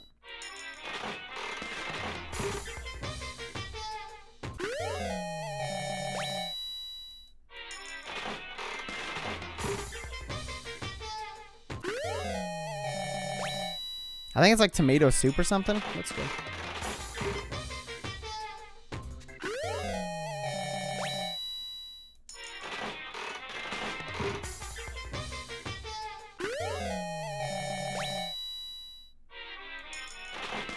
It does. Oh shit, glasses. All right. Ahem. Everyone, this is a stream announcement. It's officially 10 p.m., which means it's officially the end of the stream. Thank you all very much, so much for coming along. I had lots of fun tonight, so much to spare. And I can't wait to see you next time. Bye-bye!